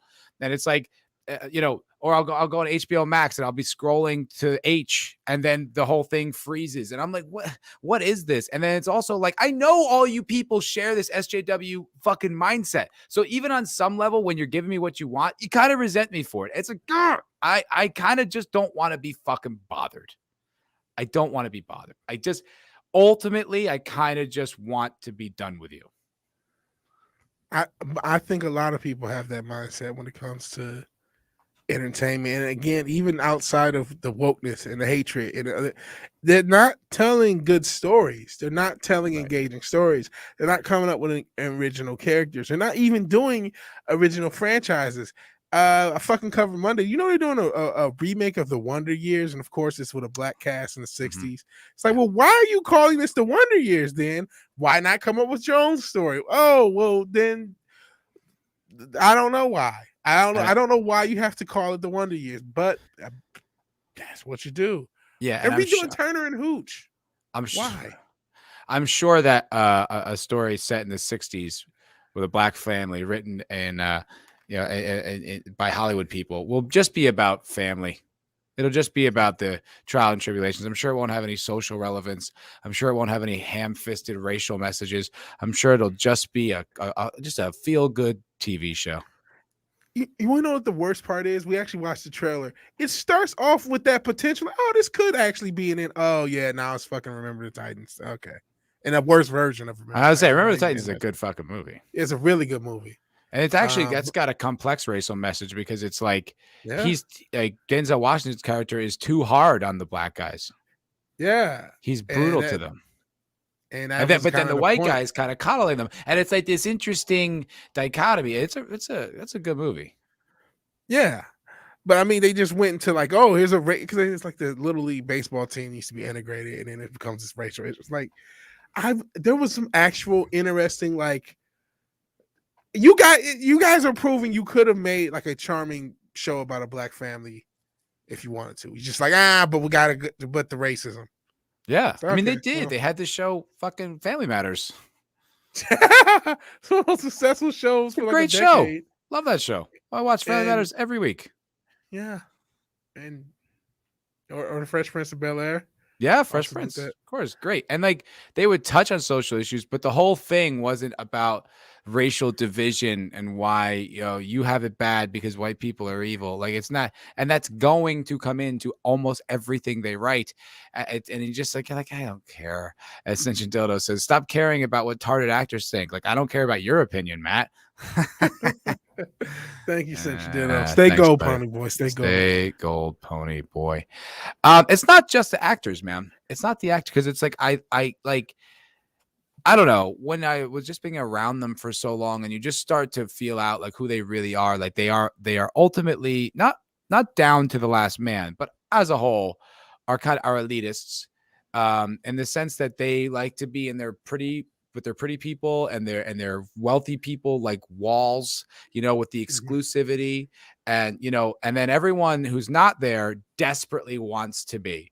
So they kind of emulate that behavior without actual, you know what I mean? And it's like, there's no just like based, you just like, they're like, fuck all this, you know what I mean? But they're still like scroll. I guess if you're around Hollywood, you got to like, oh gosh, you know what I mean? And then there's people like, they're like, yes, kiss my ring. It's all that time. And now having like this separation and then seeing just how big the public meltdown is and how callously they do destroy the things that I love.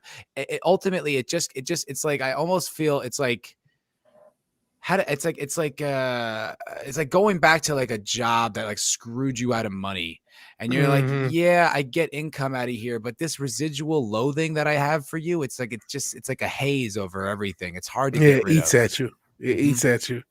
And man, it's funny you mentioned that about how Hollywood is, and I cannot remember what the fuck. I think it was something talking about animation or something. They were just talking about I can't remember. It was actually talking about the comic book writers and just talking about how the artistic class in general back in the 60s, maybe even as late as the 70s, early 80s, were just guys who were creatives. They either drew their comics or they were actors, and they went home to their wives and kind of had even if they weren't working class per se, they had a working class mentality. And at some point the artistic class became these like waffly, you know what I mean? Like artistes who were too big for themselves and thought too much of themselves and their own like quirky class. And then somehow, even years later, that they became the, I don't know what you want to call them, the cultural tastemakers or cultural gatekeepers, maybe is a better word for what is acceptable and constantly pushing stuff even more progressive. But the main thing was just like at one point, Jack Kirby was a guy who just drew and then went home to his wife and was a normal person otherwise.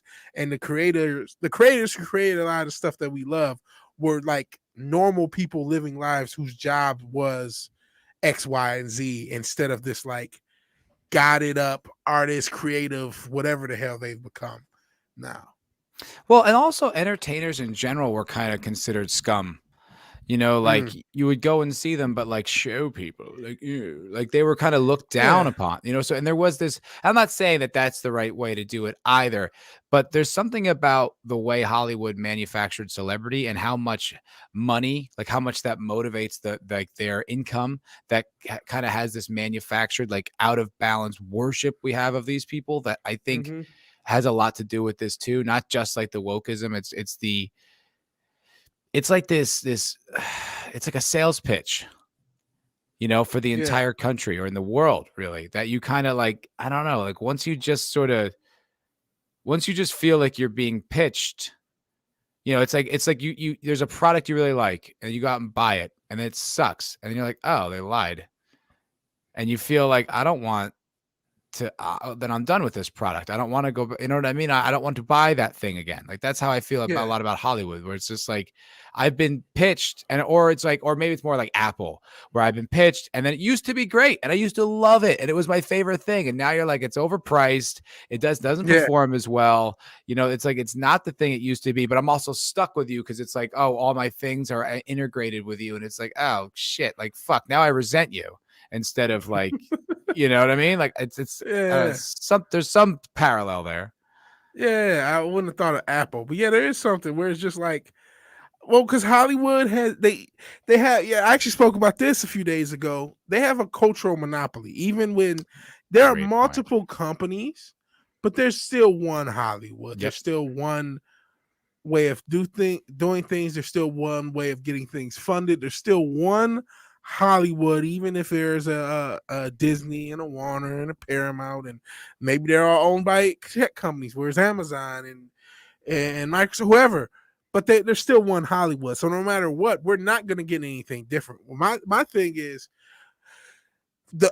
until we have more creators who are creating independent stuff, and I always harp on the fan fiction stuff, like the fan fiction movies. Once we have fan fiction movies of non-mainstream things, whether it's, Young Ripper's doing his own comic book verse, or, Kai has done a book, and I know that maybe seeing Pie in the Sky, but whoever it is, once we have people who are creating content for them, and they're just like, hey, let's just make that an official thing. Like, if you bring the same sort of energy that a lot of fans bring. We talked about this with the fucking Cowboy Bebop. All these fans have better costumes than the Cowboy Bebop. So once you have that same energy for things that don't belong to Hollywood and can be made official, that's when we'll start to get a variance. There has to, like, I know a lot of people, I've said this to a lot of our guests, a lot of them are like, I don't know, I don't think it's going to happen. It's like, well, okay, if it doesn't, then what? Because we're not going to get good content out of Hollywood. Right. Unless they just beat our standards into submission. Maybe they will. Birds of Prey is good now. I don't know. Maybe by 2023, I'll get Birds of Prey because I'll be beaten into submission by wokeness. I don't know. Like it got so bad. Because like the way we look back on 90s movies that were kind of like middle of the pack, you're like, that's amazing. Like we'll go and like movies that are bad now, we'll be like, oh, actually that was pretty good. No, Birds of Prey had some great point. Like maybe we'll just our taste will be so smattered. Look, I mean, it's tough. And here's why I think it's tough, because I'm also not the type of person to leap at something until like I've heard about it a few times. You know what I mean? I'm hesitant like that. I'm absolutely where they say, someone needs to see something 7 times before they buy it. Like I'm very much that, unless it's like something super specific that I know I love. Like the first time I ever saw The Matrix, I was like, fuck yeah. Like I knew it. Yeah. But for the most part, I do need to hear about it more than once before I'm willing to jump, even things that are already successful. So I can't imagine I'm alone in that. I can't imagine. I don't think you are. So it's like that. I'm not trying to be pessimistic. I'm just like, what is like, how do we, I don't know. I guess it would just have to be, no matter what it is, it would just have to actually be really good. Yes. Something really good has to happen. It has to happen multiple times. You need a movement. I do think, I get that Hollywood movies, and I get why they are very expensive, right? Each skill set. I've been watching, I talk about random YouTube videos. I've been watching stuff on like the people who score Hollywood and just like the effort and everything it takes. It's really involved, extraordinarily. Because you have, orchestras and different stages, renting out time and all this other stuff. It's a very involved. They talk about how small the budgets are, so they're churning stuff out as quickly as they possibly have assistants. And this is just one part of one movie. This is not the color grading. This is not the, you know what I mean? Every other aspect of it. We had R&B. He talks about the pre-edits he does, where another person takes those edits, and it's unreal. It's an unreal amount of effort, and there's a certain expense that has to be incurred to get a film or a TV done, and it's how low can that be done realistically? And I do not know the answer to that question. Well, it depends, because there's ways like you just described. Like you need an orchestra for a score, and you did, but there's electronic options where Vigilante, you could do it. You know what I mean? Like, I'm sure you have the equipment to do it.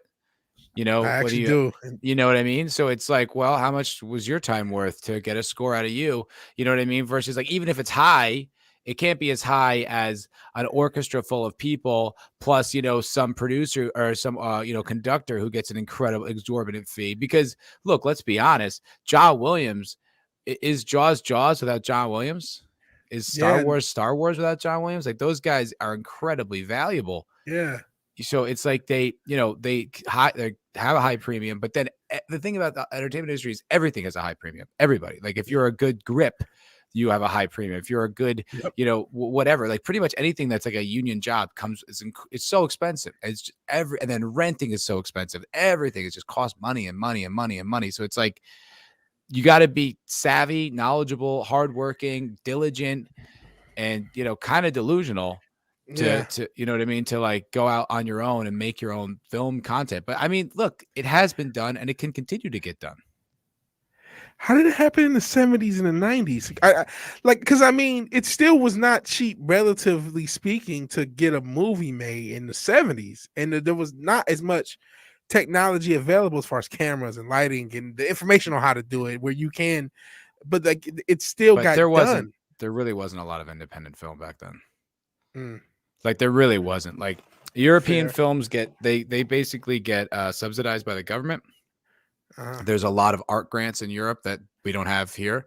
So it's like, like for instance, like I taught this guy, I think he was in German. He's like, if you want to be an actor in Germany, you just go do it. Like you go to a theater, like you go to college or whatever, and then you go to a theater that's like subsidized by the government, and you get paid. You get a salary to work there, and like you don't just act all day long. You're part of a theater company, but like you'll do stuff in like whatever behind the scenes. You'll write one day. You'll act. You're part of a theater company, but you can do it. You can get paid to do it. Whereas here, like in America, like unless your parents or you're subsidizing you or you have some kind of money somewhere, like most of it's just volunteer. You're just trying to get some money here and there, which is like incredibly difficult.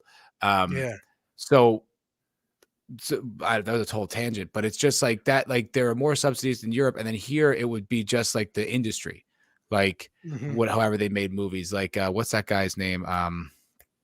Cassavetes, John Cassavetes. He started the independent, like is credited with starting the independent film movement in the United States, but it's so incredibly rare. And he was already like an established Hollywood guy. Like it wasn't something you could do until recently, is the answer. I see what you're saying. Okay. Yeah. I guess I'm thinking of like movies with smaller budgets in the 70s and the 90s, something like, I think we've talked about Desperado. Oh, no, I think Desperado had a big budget. Which one of Robert Rodriguez's movies did not have that big of a budget? El Mariachi. El Mariachi itself, the original. Yeah. So, like that, something like that got to be made and got to be a thing. I don't think the original I know it was probably one in a trillion. I get it. It's not even that. It's just you still need distribution. You still need to get it in front of people's faces.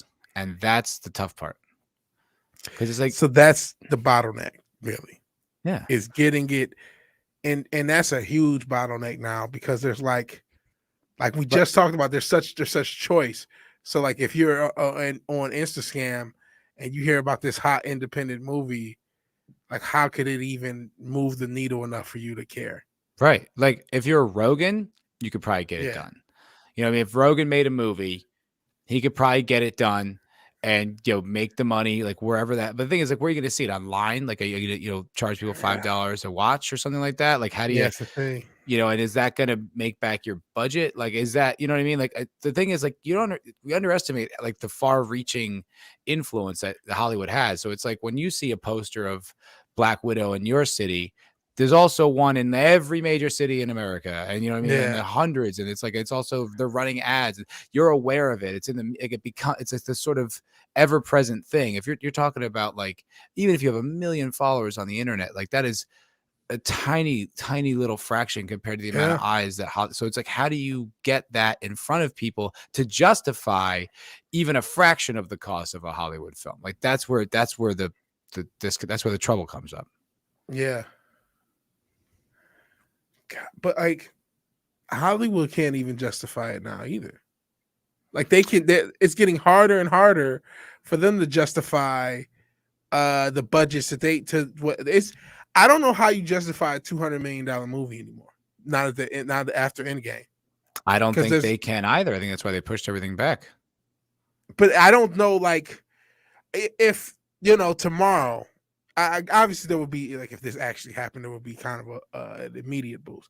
But if tomorrow the Koof just disappeared into the ether and went back into a black hole, and the hero changed his timeline to where everything was better, like.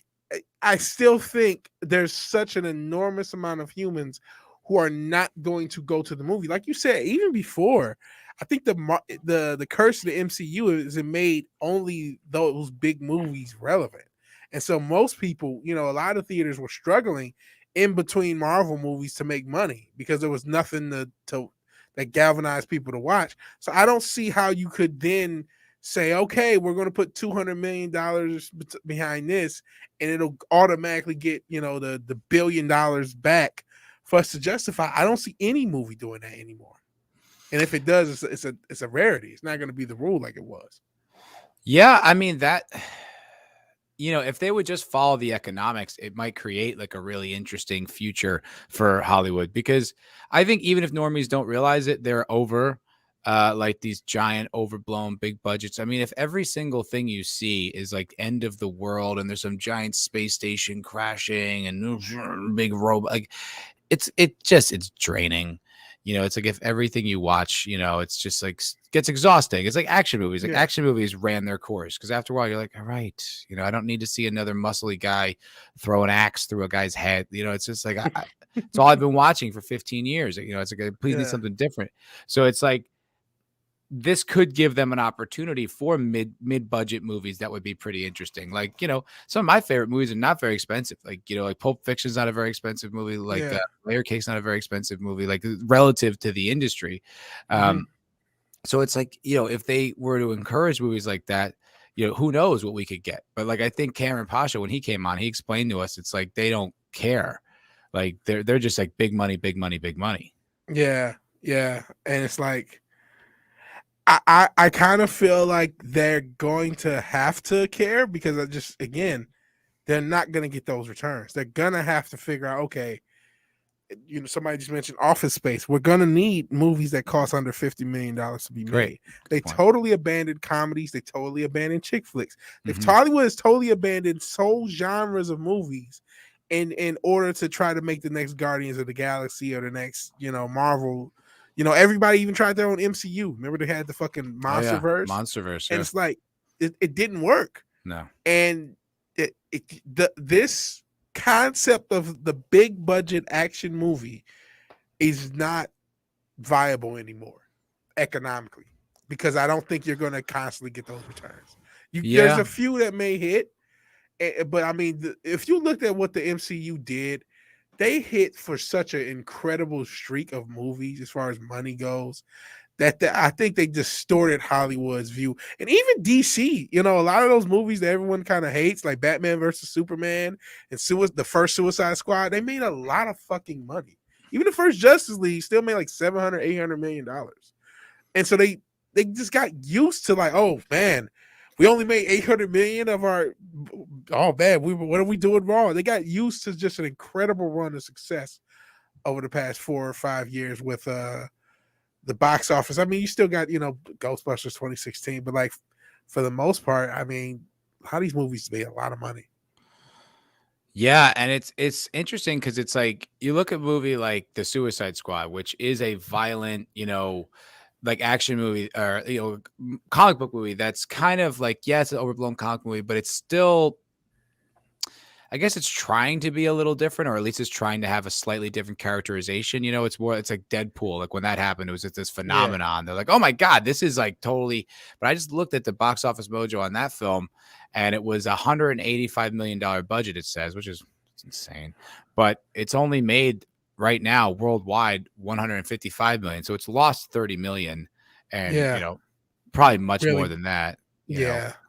And so it's like, well, now they're not gonna do that again. Yeah. They're gonna be violence doesn't sell. Here's the proof. Well, I mean, shit. Even like something with Black Widow, they probably are still in the hole. I don't know what their reported budget is, but when you add marketing, and like I said, there was a second marketing cycle technically because of last year. I can't imagine it costs out the door like 400 million or less. Like maybe that's a round amount. Marketing, production, and so you need to really make it because you're not trying to buy for one and sell for $1.10. You're really trying to buy for one, sell for two. You really need to make 800 million so you can feel like, okay, we've doubled our profits, or doubled our income instead of just making like 380 or whatever it's at.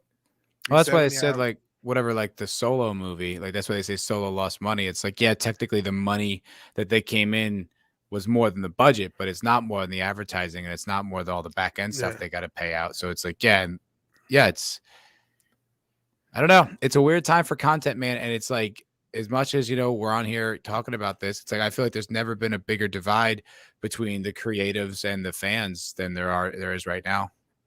Yeah. And I don't think they know what we want. And I'm not sure. I mean, we know what we don't want, but I'm not sure if we know like what's good, like what could do another Marvel or even another Game of Thrones, another thing that galvanized culture to a major extent. I feel like they've kind of destroyed all that. Like it's all gone. I don't know how you could ever do that again. I don't know how you could ever create a show or a movie series to be as popular as those ones again. I don't know. Like it would have to be something kind of just like aggressively not. I don't even know how to do, because it's like now it's like the way they do everything in Hollywood. Like there's a movie coming out now called Cop Shop, which I was like, what's that? And then I kind of looked it up and I was like, yeah, I mean, that sounds all right. But it has Gerard Butler and Frank Grillo in it, right? And they're like one's this guy, and the other's like an assassin checking him out, and then they're trying to kill him or whatever. And so I'm like, oh, okay, that's interesting. And then on the poster is your strong, diverse female like cop, like lead cop girl. You're just like it doesn't necessarily mean that there's anything wrong with her being in the movie, but it just now I'm like, now I'm like, I was interested for a second, and now I'm just like, what proportion of this is going to be like empowerment? Do you know what I mean? And you know what? It could be 0%, but just at the fact that they market it like that, it just makes you think that it's coming. Well, and she's got short hair. Yeah. And she's like she's like in the marketing, she's the tough looking cop chick, and you're like, oh God, you know what? Just shove it up your ass. Seen this before. And it's completely original.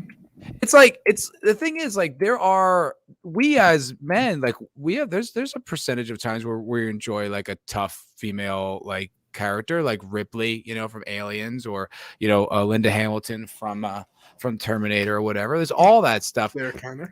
Do I need it in everything? No, for the most part, no, I don't. And how many women out there really are just always on the lookout for a tough female like action movie, and they're just like, oh, finally, now I just have this abundance. All I've wanted my whole life is more action and women in it. Like I don't believe this audience exists, but it's intrinsic now with movies. Like you can't not have it. Otherwise it's bigotry or whatever. Well, women need to see themselves empowered by being in these spaces. That's why you bigot. Oh, my mistake. Sorry. Women haven't seen themselves in these spaces. Now they do. Duh. Money printing. Let's take away chick flicks and things that women already like and enjoy. Let's show how empowered they are by putting them in obvious male spaces and getting rid of all the bigot. And then I watched Vigilante. I watched Critical Drinker's video yesterday, and he says he was like about the old guard, which is a really good video. But he's like, what's with the trend of also giving these strong female characters boys' names? Like they name the character Andy.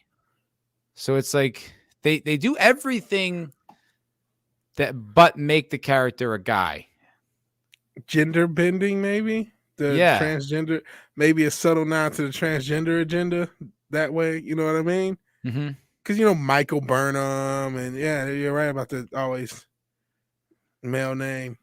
I mean, that was Critical Drinker's point, but he's right. You know what I mean? It was like, yeah, it's like this whole thing, and it's like forcing it in there all the time. You're like, now I don't want to give it a chance. I know it's bigoted. Like I know that truly is like prejudice because I'm prejudging it based on the fact of who is included. Confirmed. Yeah, but I'm just like, nah, I don't. Like I said, this movie Cop Shop, I'm gonna need a lot of people being like it's really good before I'll spend time on it. Yeah, and you probably won't get that because I was this many days old when I knew the movie even existed. So. Like until this conversation here, I didn't know it existed. And the director has not directed anything that I'm even. Although I guess people like Smoking Aces. I do like Smoking Aces. Same director. Okay, that's pretty good. Joe Carnahan. Huh? Like Smoking Aces. Yep. I know they made a couple of them, but the first one's pretty good. Yeah, so he directed that. He's a producer of The Blacklist. State of Affairs. That was okay, I guess. Fight World. I don't know. Did you see The Blacklist? I didn't. I got like 5. I don't know how many episodes into the first season I got. And gave up. It was about like episode 9. I was like, all right, I'm done. It sounded like a charming premise, but it's a procedural, right? A little, yeah. I don't watch procedurals. Like I don't mean to be like a twat about it, but it's just you're like. not. I don't, we got to wrap up the story by the end of the episode. It's like, why is this? I don't like, it's just, that seems like from a bygone era is that style of television. Yeah. It kind of is. I mean, what is it? Villain of the Week television. Blacklist is fun. It started off, it has such an interesting premise and then it just kind of leads into it and just, there's something about like, there was this era where like, okay, all this good stuff was happening on HBO, and then like regular TV wanted to try to be edgy, but they still had this regular TV stink on them. Perfect. And The Blacklist is from that era, where they're like, we're trying to be edgy like AMC and HBO too, but we just have the same formula. This is basically another Law and Order. But we're still selling soap, so we have to exactly. Yeah, so it's like, and they did that with House. Yeah, that's another one. You got this really strong actor, Hugh Laurie, who's like, and he's really playing and he's abrasive, but it's the same show every episode where like there's this disease no one understands. All the doctors try things. He insults them. Then he figures it out. He doesn't know what it is. And then by the end, he figures it out. Every episode. Yeah. Just like why is that interesting? I don't understand why that is an interesting thing. It's like, if I already know what's going to happen to the letter, how is that a compelling watch? I don't get it. It's compelling until you realize you're going to know. Until you get to season 3, you're like, oh shit, this has been the same thing. And I guess the side plots are supposed to be compelling, like somebody's going to get pregnant by somebody that they shouldn't, and then you go, oh, I can't believe that happened. So that the side plots kind of keep you going. There's a new James Bond trailer out. Oh, really? Yeah, I did not. Want to watch it? Let's see. Yeah. How's James Bond gonna exist? Like, I can't imagine this movie unless they're completely able to fool normies, which they might be able to. They can very well trick normies out of their pennies to get into the movie. But I don't see how James Bond survives in this post-woke era where, He's a British white guy who fucks a bunch of women and kills brown people and is celebrated for it. But he doesn't, right? I mean, isn't that thing he doesn't do that anymore? Like he doesn't sleep around, and also like in the didn't he get like his cues from women now or something like that? Isn't that like the whole thing? Something. I mean, the fucking the latest James Bond has been a complete simp. Fucking Craig. Yeah, he's not been a good James Bond. That's what people say. He was beloved at first because the very first movie he did was good. It's probably one of the better ones of the past 10, 15 years, 20, whatever it's been. And then from there, he was just nothing. Yeah. All right, well, let's watch the trailer. See what. Yeah. Why are they showing clips from other movies in this movie? They're trying to trick normies out of their panties. Okay. That's weird. Honestly, for a second, I thought it was for like a box set, and I was clicked on the wrong trailer. It's for the movie. Like, okay, because this movie sucks, and those other movies kind of suck too, but they suck less. So. Yeah, it's like when they did that with Star Wars, where they had like, and they're leading up to the last movie, they showed you clips from the original ones to make you feel like this was the culmination of the entire story, and it's like, nope, that ain't working. That ain't. And I was gonna say something like, "Oh man, they didn't even have a old girl in there," and of course, she immediately learns how to fly something. I was just gonna say, and she's the pilot. Great. Now that she's the pilot, you ever flew with these? Nope, and then it immediately flies. All right, thank you for that. I was just thinking, you know what? This trailer didn't have any wokeness, and then like, no, we do. We do. It didn't bother me that like she said nope. Like it's like objectively, because like that's a typical thing in action movies, right? You know what I mean? It's like, well, I've never flown one of these before, so you just like, like it adds to the tension. That's fine, but it's like the idea that she's saying it and she's the one, and he's the passenger. You're like, James Bond is getting like, really, like, okay, like it just, I don't know, and it also seems like really serious and self-righteous, like he's. I mean, I guess Bond always saves the day, but. I don't know. It doesn't. Man. It doesn't feel tonally. It doesn't feel right. Honestly, that's been the entire Daniel Craig series to me. It's always no time to waste. No time, plenty of time to waste. It's always wanted to be Jason Bourne since Daniel Craig has been James Bond. Shut the fuck up, sentient dildo. You don't know if you can watch this. Craig said that he wants to fight the patriarchy or something. None of that. You're above that all the time. You never. You can be like, no, I'll watch Brie Larson's new movie. Why not? She doesn't annoy me. Really? Come on. You know it bothers you. You're just trying to bust my balls. Oh man, the whole point of that trailer was to make normies to say, oh, there's some cool stuff and it looks serious. Mm-hmm, mm-hmm. I wonder what's going to happen to James Bond. Yeah, and they were going nostalgia baiting with the old Jaguar. Yeah. Yeah. They're doing everything they can say, oh, there's James Bond stuff. But then there's like illogical stuff. So he was just ready to at first, he's in that car with the girl. And they're getting shot, and I think he's like, okay, this car can take it. And then when the guy brings out like a fucking, like, I don't know what the fuck gun it is. I'm not a gun expert. Don't yell at me, gun guys. But he brings a bigger gun that seems to be more powerful. And then it's her scream that gets him to go, oh, right, I'm really in the Batmobile, so let me actually like fight back. Like, what? Yeah, like immediately you'd be like, okay, I'm going to fight back at the people shooting at me.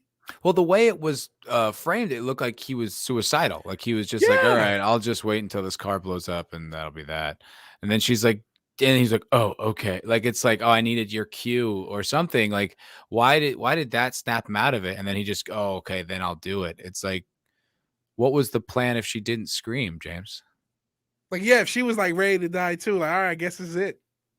Yeah. Like, I don't know what was going on there. Hold your hair like Thelma and Louise. Like, what was the plan?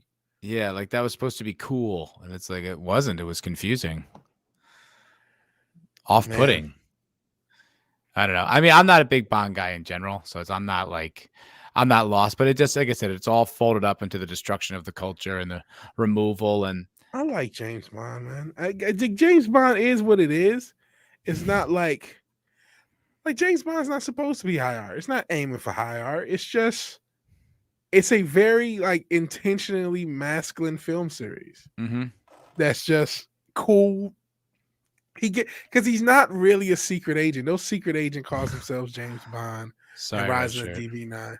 Sorry, Red Shirt's Yes, pointing out that it's an Aston Martin, DB4. not a Jaguar. Sorry.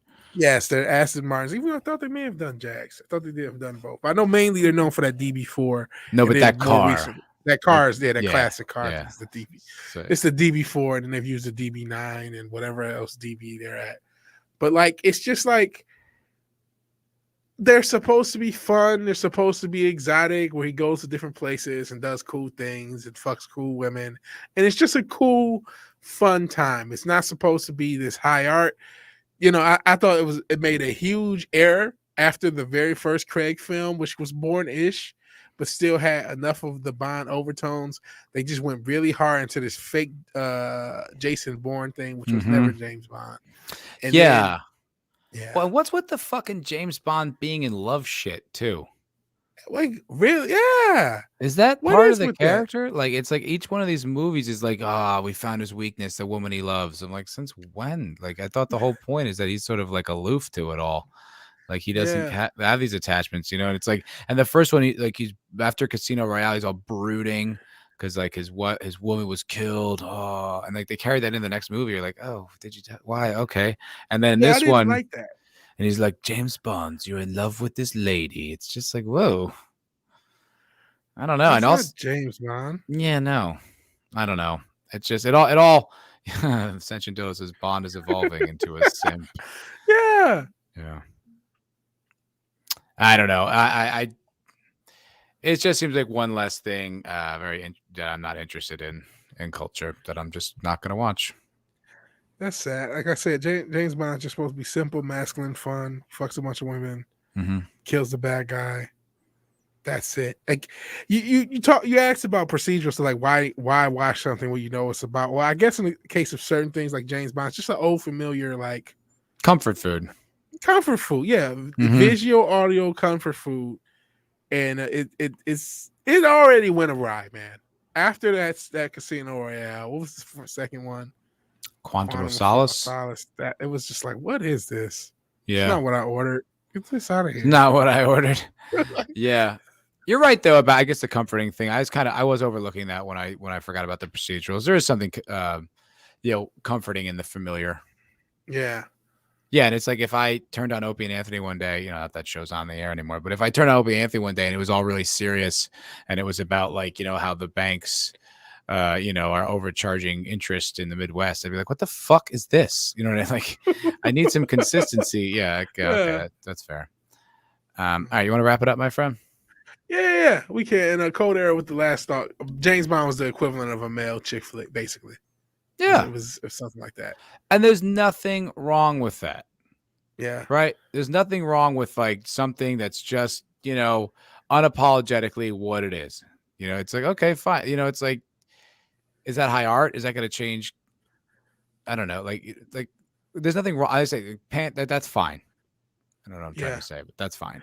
And now we don't get James Bond movies or chick flicks. Nobody's happy. So that's how exactly. It goes. No one's happy, and it's each other's fault. All right. Well, thank you guys so much for watching today, Culture Crime Fighters. Thanks, Jay Lafarr, for coming on. That was really thank fun. You, Jay. Appreciate you coming on. Hope we don't get assassinated. Don't want to get Arkansas-ed. Do not want to get that. But he was a good time. He was fun to hang out with.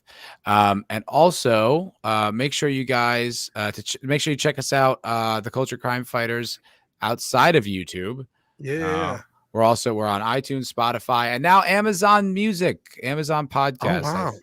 Just did that today. Just put that up there today. So yeah, if you guys could give us a follow, or if you want to just listen to us on the go and you don't have like YouTube Premium, please check us out on those platforms. It's really a lot of fun. So next week, I think we have Comics Division, right? Yeah, I believe Comics Division will be on my channel. So if you want to see it, you got to sub to me. I think most of you are. But if you haven't, please give me a sub. And we can do this all next week. Absolutely. Thank you guys for hanging out. Wave to Pedro. Never changed since you do. Never change, brother. Never change. Thanks everyone for hanging out. Cold Era, Islington Girl, Central Dildo, Rajesh, Punk Waddle, Captain Spock, Ace Mr. Freeze, Red Shirt, Eric K, Pop Culture Republic. Everyone who was hanging out with us today. Thank you so much, and we'll see you all on the next one. Have a wonderful, wonderful day. you.